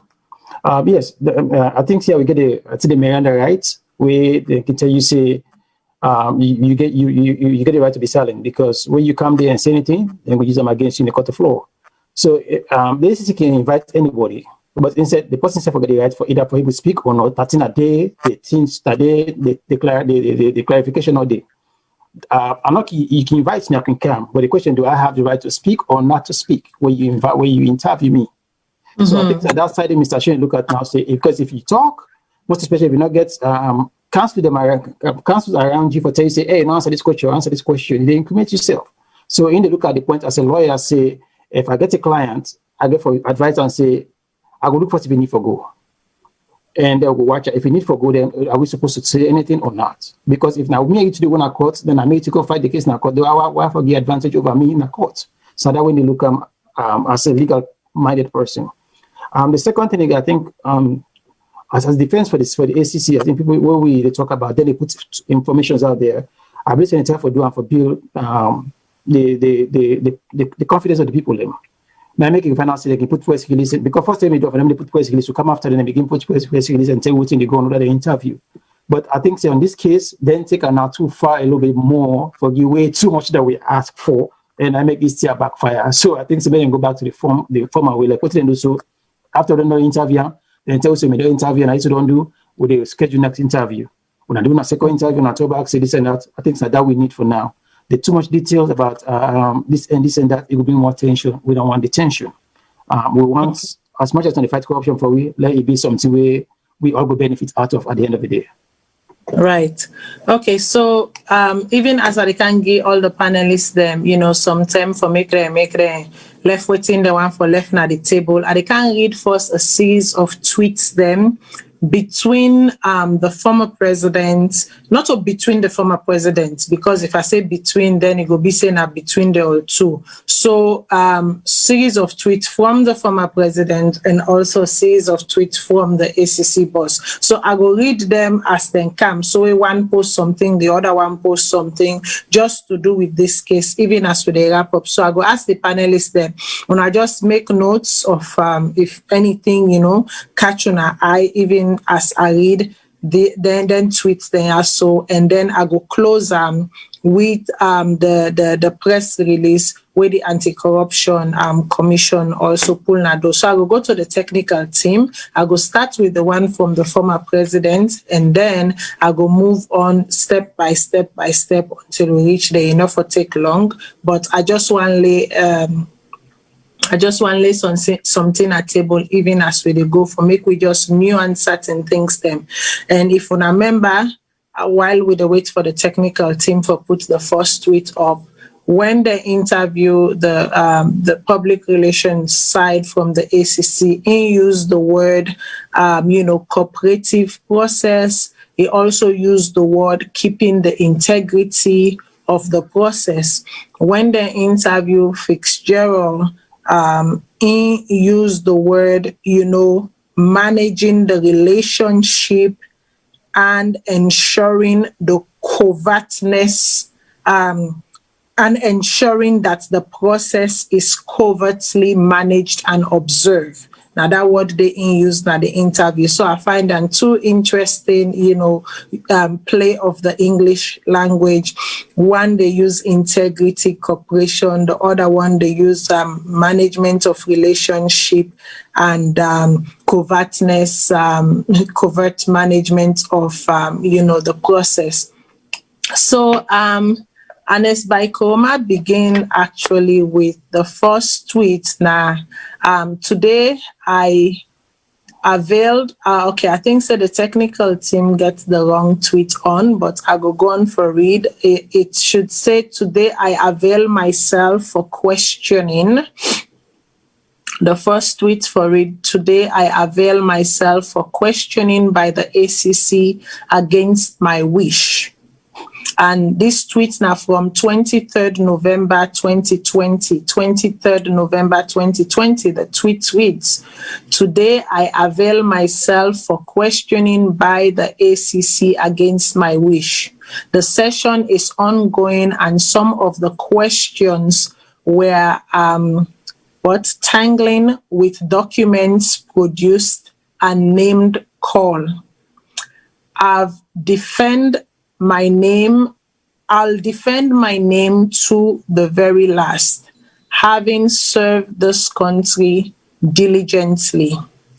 And then that had been the first day of the interview. And then Francis Ben Kelfala came in tweet, first day of interview of ex-president Dr. Ernest Baikoroma by the ACC in Freetown on allegations of corruption, money laundering, and related offenses has been conducted. Further interviews to be continued on an agreed date with him and his lawyers as investigations continued. And then, can you bring it down again so I can read? Can you read it again, please? Yes, which one? That one. Ben Kelfala. That's right. Okay. Yes. So Ben Kelfala goes, first day of interview of ex-president Dr. Ernest Baikoroma by the ACC in Freetown on allegations of corruption, money laundering, and related offenses has been concluded. Further interviews to be continued on an agreed date with him and his lawyers as investigations continues. And then the president on the second interview, let me not say president, former president on the second interview sent out this tweet, and that was the 25th of November, and it reads, "Second interview has been completed and I will be heading back up to McKinney to continue to enjoy my retirement with my family and my farming. Let us continue to work collectively in unity for sustainable peace in the Sierra Leone we all love." Okay. And then he writes some other couple of tweets, which I will not go into because it has nothing to do with, it has something to do, but then it's not, it's not whatever. I'll move on to and then he wrote another one on the same day and say, "I am ready for my second day of interviews with the ACC. I remain confident and proud of my 10 years of stewardship. I did my best for our country, and I know I did nothing, and the nothing was in all caps, nothing wrong. All I have always wanted is to ensure that we work together to move our nation forward in unity." And then Ben Kelfala tweeted, "The ACC concludes second day of questioning ex-President Dr. Ernest Bai Koroma on allegations of money laundering and other predicated corruption offenses." So the language has shifted a little bit here. "After 5 hours, we cannot exhaust the issues. Another date will be communicated for completion of interviews and next step." And then the final tweet of the whole series from the ex-president was as follows: "This week's events underscore the importance of unity in the pursuit of our common aspiration of a just, peaceful, and progressive nation. Once again, profound thanks to my fellow Sierra Leoneans and others for your solidarity. God bless the Republic of Sierra Leone." And now I go make the technical team put up the press release where close all of the session. As them put them up, and then I go read that press release there. Okay, if you can enlarge it for me a little bit.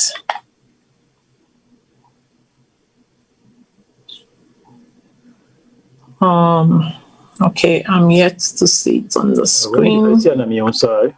Okay, me not. Okay, that's fine. I'll just. First of okay, that's fine. Say okay. So it was the 25th of November 2020. Press release.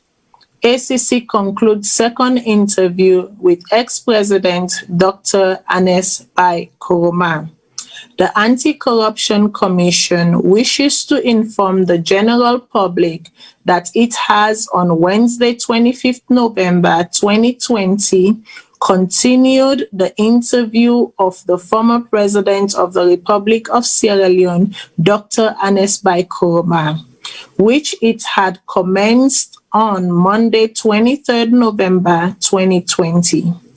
The interview is in relation to investigations into allegations of corruption whilst he was president of the country from 2007 to 2018. The second day of interview, which was conducted at one of the Commission's secured safe houses, commenced at 11 a.m. and was concluded at 4:30 p.m. Should there be need for further interviews, the same will be communicated to ex-President Nkrumah and his legal team, and we expect them to accordingly avail themselves as agreed. In this light, the Commission wishes to reassure the general public of its relentless resolve to fight all levels of corruption and effectively control it in Sierra Leone. For further inquiries on this issue and other ACC matters, please contact Mr. Maurice Ibrahima Kante and so on. So I've read the tweet and I've left the press release for from the Anti-Corruption Commission for last, because that was their last official press release on the issue. Now I will go to the panelists as even then give them final word and reflect on these tweets, waiting the one for close with. Madam Kadi Johnson, I will start with you. The anti-corruption in last statement, I did start with the last statement because it's so long. I'm not sure whether I picked up exactly, but I don't know whether it mentioned something like they don't conclude the investigations. You see, so I don't know whether it's the wording. The wording is not clear because the wording is saying that we don't conclude the Constitution. We don't conclude. But if we get any need for caller back, we go call them. That's what it said, actually. Yes. That's what it said.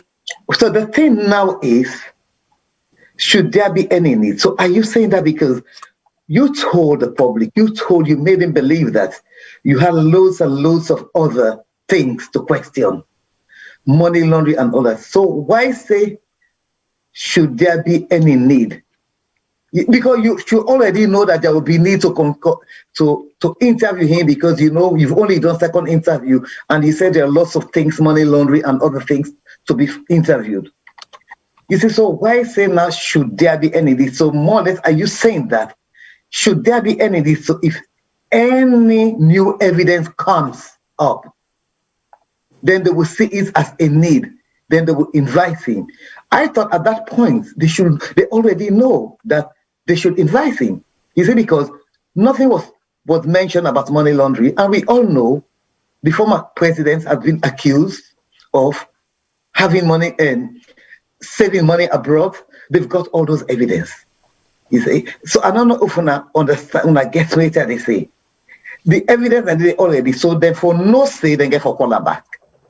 But to say that should there be any need for us to call you, you see, then we go call you. You get me? So are they going to sit now and decide whether we should call him or whether we should not call him? You see, because it's clear. If evidence if money laundering evidence we say they get and everything, then they have to be so sure that, like when they call and come for the second interview, therefore don't tell and say we have still not finished with the interview because we got other related matters to deal with. You see, but we shall keep you informed. We shall notify you of the next date of the interview. Not in my words, but something to the effect. You get me? Then we know, say, when I see where I'm coming from, then we know there are matters to be covered that is still not being covered, but you would be notified of when we want you to come back. You see, but it's quite that statement in that letter is complete. It's different to you saying that should there be any need for us to call you. We then go call them. Should there be any need? At the minute, they don't think there is need for them. But if any need comes for them, call them, then go call them. Are they going to consult? I don't know. Because are they going to consult? They shouldn't, you see. Because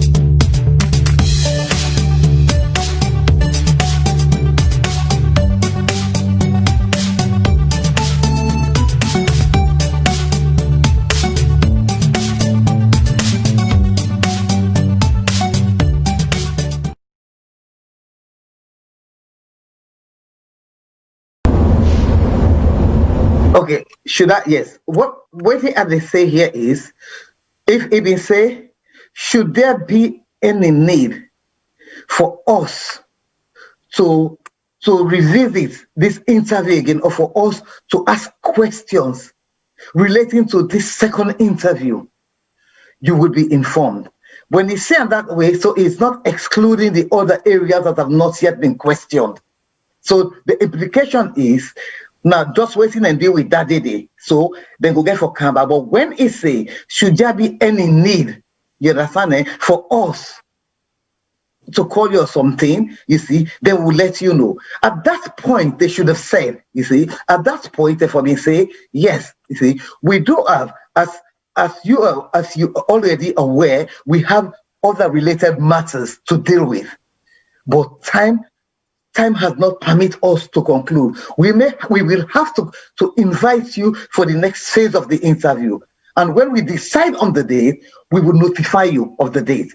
Not in my words, but it's something to the effect. But when you say, should there be any need for us to interview, your client saying that at that point, there's nothing more to be interviewed. So you're just going there now and sit and decide later, oh, should we interview him on this? Because it should be clear whether you have further interviews to make or not. At that point, it should be clear.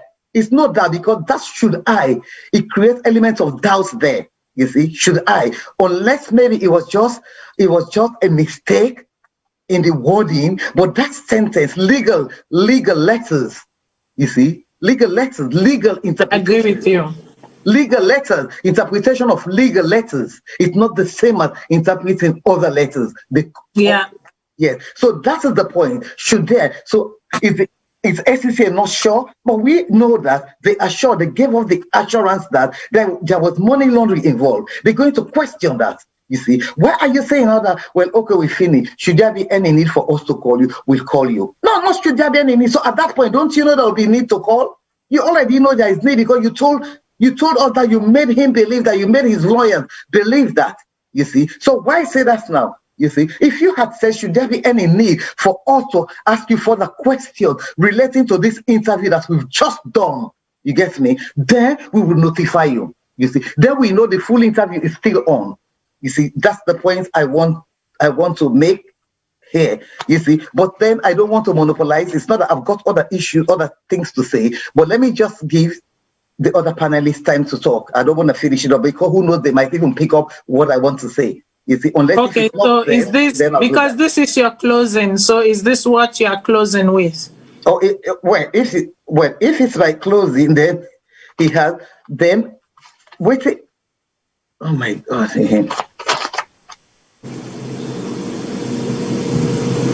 Mr. Sheila, can you come in, please? Because I'm trying to read up and I don't want to waste the time. Just come up then, because I made points here. You see, I made some points here.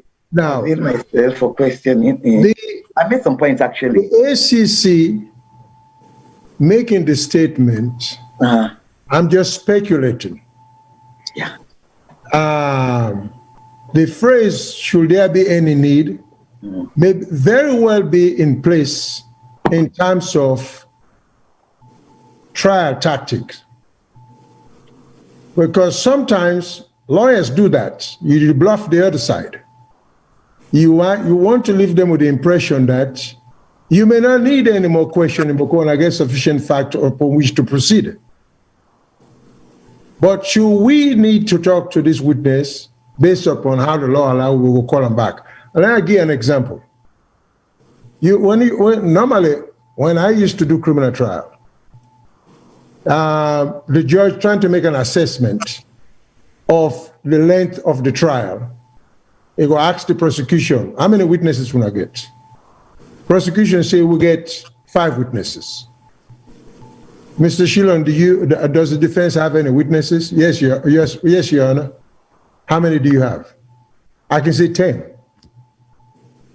But at that point in time, that doesn't mean I have to call 10 witnesses even if I have to present evidence. Should there be a need, I may call none or 1. But when I say 10, it might affect the judgment of the prosecutor for say, hey, can we talk? let's see, because if this trial is going to take that long, let's see what's happening here. But there are times also you say that with all sincerity because you believe that the state may or may not be able to prove the case. So at the close of the young case, you make an assessment. Even if you have 10 witnesses, you may conclude at that point in time, they have not proven element A, B, C, D, therefore by law they have no case. Therefore, we are not going to present any witnesses at all, even though I told the judge 10. I may get up and say the defense rests. So I think the prosecution, in my view, now also Mr. Kalfala, they might be proceeding with the belief that based upon what they've heard so far, the 11 or about 11 hours of interviewing the former president, they may have collected sufficient information from her that may not need for them to proceed with additional witnesses. But should there be any need, if they reassess the case, then figure say, then they not cover certain basis where they thought with the preliminary conclusion where they reach for say they are true, they may call him. I think that's how they are proceeding. This is just my interpretation. But a lot of times, we're second guessing. So I don't see anything too off in terms of him saying, should there be any need? Because they're not sure. There may be a need to call the former president back. There may not be any need for calm, depending on how much they may assess the case as to how much to proceed with what they got. They may have sufficient information at hand for which additional interviewing may not be necessary. So I think you cannot be definitive and say we're through, we're not going to call him anymore. I mean, from a tactical standpoint, I think that's where they may be coming from. That's my... Yes, I agree with you. There can be tactical moves in legal proceedings. There can be tactical moves in legal proceedings. But in this situation, it was quite clear. We all know. He made it clear that he was going to be questioned for money laundering. He made it clear. And then for them to be... No, let me say... He has to question him, though. No, he doesn't have to question him. No, but he doesn't have to question him. He doesn't have to question him. But what I am saying here that the matter is already there. You see, if they've got sufficient evidence, but it's a question of, that's where, let me don't go, it's a question of the statement. The statement, should there be any need, you understand, for that aspect, because they were told that they're going to make it clear to them that, you see, we were supposed to interview on this, you see, but we are not going any further with that, you see. But because at the end of the day, in some proceedings anyway, you see, if we get to the point where they're going to have disclosures anyway, no matter what they have, they'll disclose it, you see, to the other side, you see. They will disclose it anyway, you see. So whether they say it now or not, it's going to be disclosed because the other side needs to know, you see. So disclosure will take place when it comes to that stage. So there's no point anyway. The only sad thing about it is, bringing them here, trying to get in their own side to build a case, you see, build a case. I am not supporting the former president, but if the former president was my client, I would not have encouraged the former president to go there and give them any information that will incriminate them. That's my position. That's my position too. That's what, and even me too. I said that again in the last position and much earlier. I would not have, because I said it even last week. I said it seems as if they invited him to go and get information because they're not. If I may budge in, so do you think that based on what you guys are saying, that they are fishing for something, but they haven't landed what they are fishing for, but they are putting it out there to seem as if they have, like they say, then they don't get the kuta, but true nakini then get.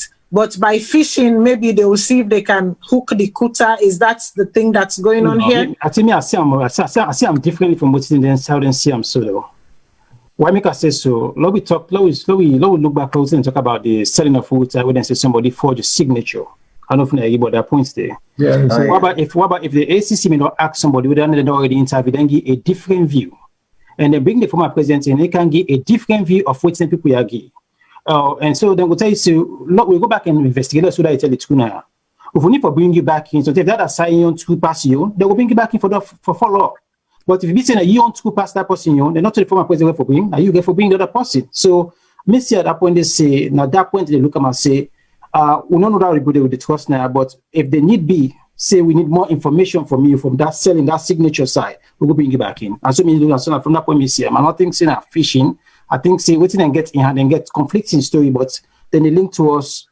Usa would go right now, but now we see Usa would go find, would go look for evidence. Then Uda will not say no, they say the truth, we'll bring you back in. Let me ask you this very quickly, just very quickly. The trouble where I get with that process there, and if I had anything to do with it, I will let the Supreme Court pass judgment on that to do some interlocutory thing, is how can you compare a suspect to come and give you evidence for conviction? I mean, there's something wrong with that process there. You're right. You're right. This is the problem I have with it. Yeah. So this thing about being interviewed and he is a suspect, I think there's something improper about the whole procedure to start with. That's the way I see it. So besides the fishing expedition, in fact, he should not participate in any kind of fishing expedition when they're in the fish with and the traffic cage. So I don't get it. Well, yeah, you see, I agree with you. And that's what I've been saying all along. You see, I agree with you. That's what for his defense team to have seen that. You see, we don't know what went there, what transpired during the interview. Nobody knows. It's possible that defense team would have advised their clients prior to the interview without them saying anything. You see, it's possible because the mere fact that the president says, this is not my signature. I don't know about that. Somebody did that. So it's possible that, like you're saying, it's a tactical move, you understand? Eh? Maybe, you see, maybe he doesn't want to say because he doesn't want to give them nothing. Nothing. If they want, let them go and find the evidence. But that's to attack him. He is not the one that would come and incriminate himself. You see, assuming that the president even stole all those things that he's been accused of. It is for them to bring up their case first, and then the former president will defend it. But the former president cannot come and give them evidence to convict him. He cannot. That was what I was saying last week, you see. So whatever move they were trying to do last week, he should have attended the interview, because I advocated for him to attend that interview for the simple fact that Kefala has power to apply to the court for warrant of arrest. You see, so warrant of arrest would have been issued anyway. So to avoid that, you see, that's why some of us advocated for him to go. If he doesn't go, he wouldn't know what he knew. But that doesn't mean that going there, he would have said something. Although I kept saying different things, not different things, but it depends on the jurisdiction, because you have some jurisdictions that don't believe in the right to silence. You see, you have some jurisdictions that believe in the right to silence. You get me? Some you can silence, but you silence at your own detriment. You see, because you can silence, but you can choose not to say anything. You see, but then you did not steal. But because you decided to keep quiet and don't explain for the court to understand where you're coming from, the court can come and say, yes, you stole. You're guilty of the thing. Because otherwise, why didn't you explain yourself? That is why they say whatever you say against you, you understand, would be used against you in evidence in court. And if you don't say anything, if you don't say anything, inferences can be drawn. You see? So that's the thing, you see. So I don't know whether they have all this evidence, but to tell you the truth, it's possible they have sufficient evidence from what we are told and what we are made to understand. But if they don't, you see, then the former president should not take it lightly, because the old world now sees him as a thief. You see? It's possible he's a thief, you see, but they must come and show that in court, even if they don't want to say it here. They have to go and show, unless if they want to do it quietly amongst each other. Maybe they are talking, because normally lawyers tend to talk to each other. You see, before you even go to court, they can talk to each other depending on, they can agree. They can agree on terms, and then all they need to do is go to the court and tell the court that we have reached a conclusion. Right. We brought this matter, we want to withdraw it again because we have reached a conclusion, we have reached an agreement and all that. You see, they can do that. So we don't know whether they are talking behind the scenes. Nobody knows. Like Lawyer Shilon usually say, you see, I cannot second guess. So we cannot second guess. Maybe all that is happening, we don't know. You see? Anyway. What if you want to say, man? Make me try and say goodbye. Bring something up where I feel say we need that will give you for the time for we address that issue because you can find out it's not common practice in Sierra Leone where the person where they want for prosecution they bring you in one question for legal get information. So many times CID don't use these tactics for people and so many times. Look how it's you and CID, they don't get no information. When they can't put in CID, go lock here for 1 whole week, 2 weeks, 3 weeks. Then they say well we investigate. They don't violate people rights so many times. I think it's not other issue we need to come up with because these tactics not beneficial for the people who are the accused. You can admit anybody in the streets, you accuse and go lock up now CID for days and days and days, where you not get no case. You're supposed to build your case before you go arrest that man and use now so the system for work. Where you count and you present and it's an intimidation tactics that they use there quite often and say, okay, make it go sit down there first, make it a thing. Meanwhile, they have, like you say, they have nothing, absolutely nothing against you, but just for the simple fact that they cannot stand your face or your shadow, and at that point, then get small power here, may they go blow their force. You know, and after they release you, they do use those tactics, which is not right, which is violating, people's basic human rights and whatnot. Those tactics also cause you to make false confession against you. Yes. So these are things that should be challenged. Process like that. I don't care if it's been practicing in Sierra Leone 100 years. Lawyers should bring it up, The circumstances under which a defendant confessed to a crime, was it under the intimidation, coercion? These things, I mean, the lawyer then job that. Lawyer, they're not look at so Mr. Shilon, make I tell you that was my client coerced, was my client put under, duress, where they interview under duress, where they, subdued, where they coerced to give wrong statement, falsifies. They're not they do that. Well, maybe it's because of the American lawyer in me, and I used to be a criminal defense attorney. But if I were practicing law back home, one challenge, and these are creative challenges, because that's what the law is all about. It's just the wit, intelligence, creativity, resourcefulness. One thing that crosses my mind a lot, I've ever discussed it with somebody. I will bring a due process issue in the procedural manner in which a defendant is being tried in the court. Under the current system, maybe I just get too much American in me. I think it is unconstitutional and violation of my client's due process right to be put in a dock while I'm sitting over there. How does he participate in his own defense? If somebody make an incriminating statement against him, how can he whisper at me here and say, a true or some counter thing? I mean, it can't. Lawyer Shilon, make I tell you something. The way how law is practiced in Sierra Leone and the way how we know law should be practiced, now light and day. I don't day in a situation where, the lawyer asked me, Matilda, now you not the lawyer now, or I mean not the lawyer. Now say, well, if I they pay you, they do what you need for do. Let me help you navigate the waters. Because this is something I can defend myself. It's just that we do not have a situation where I can walk into the law court and be my own self-defense right now. So I need you, but let me give you the brains underneath to do this thing quick.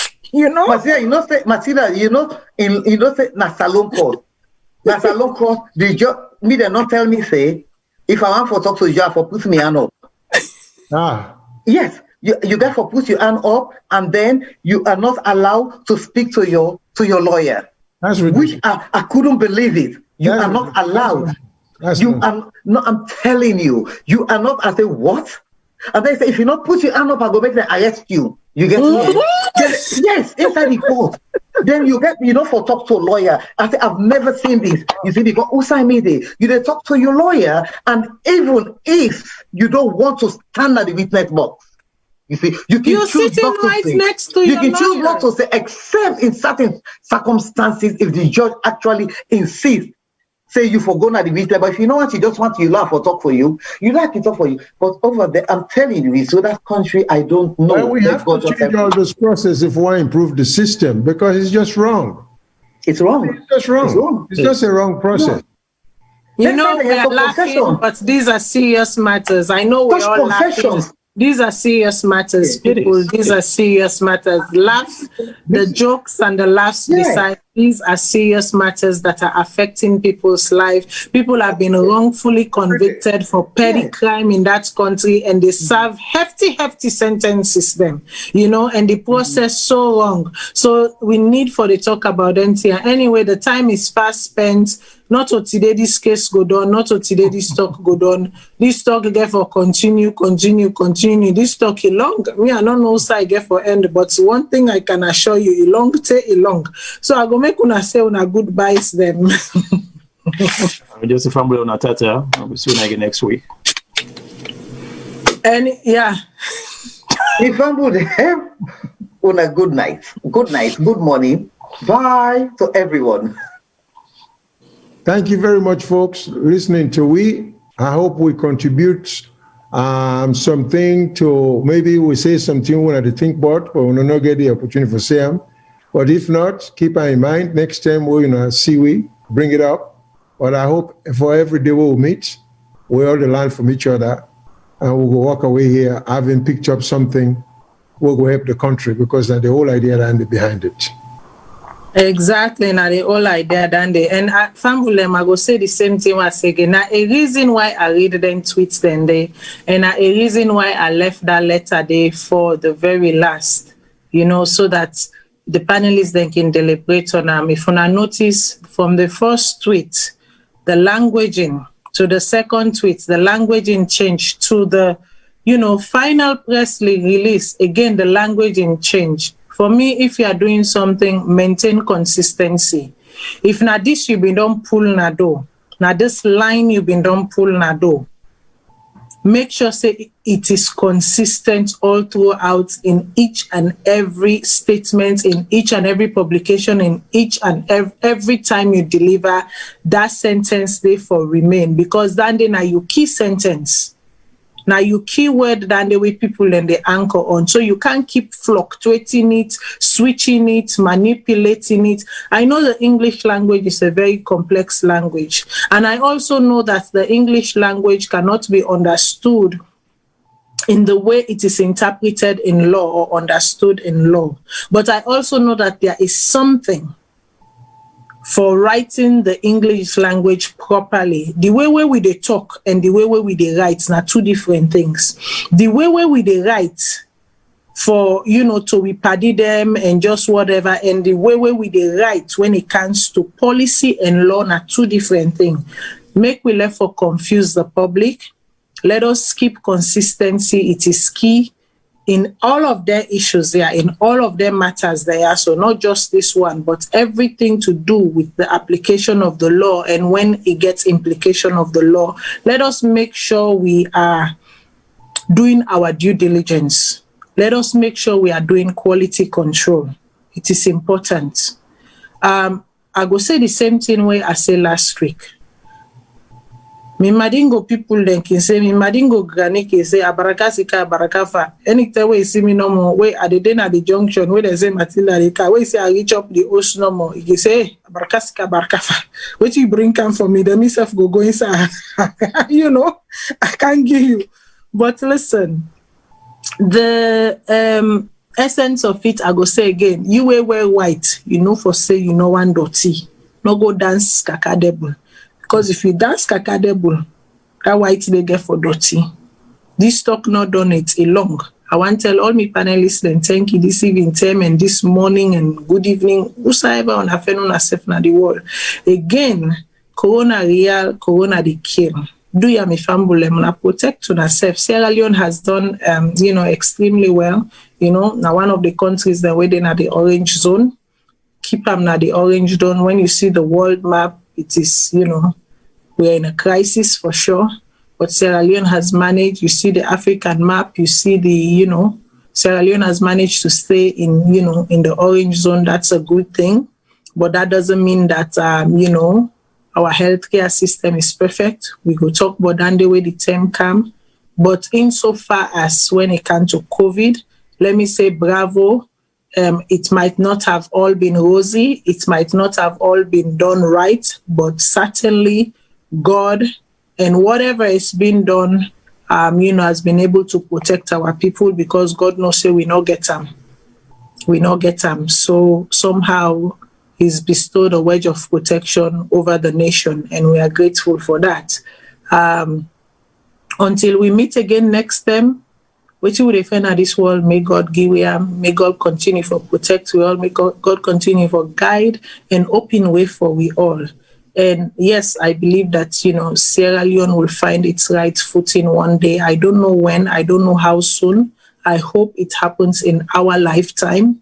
I hope we are able to enjoy the benefits and the dividends of it, because that is why we take this time and we do what we do. If not for us, for me, because I can't say for my grandchildren, them I need for enjoy myself first. I need to enjoy it for my kids and whatnot. But let us keep the fire burning. I know sometimes these conversations can be heated. Sometimes, they can take a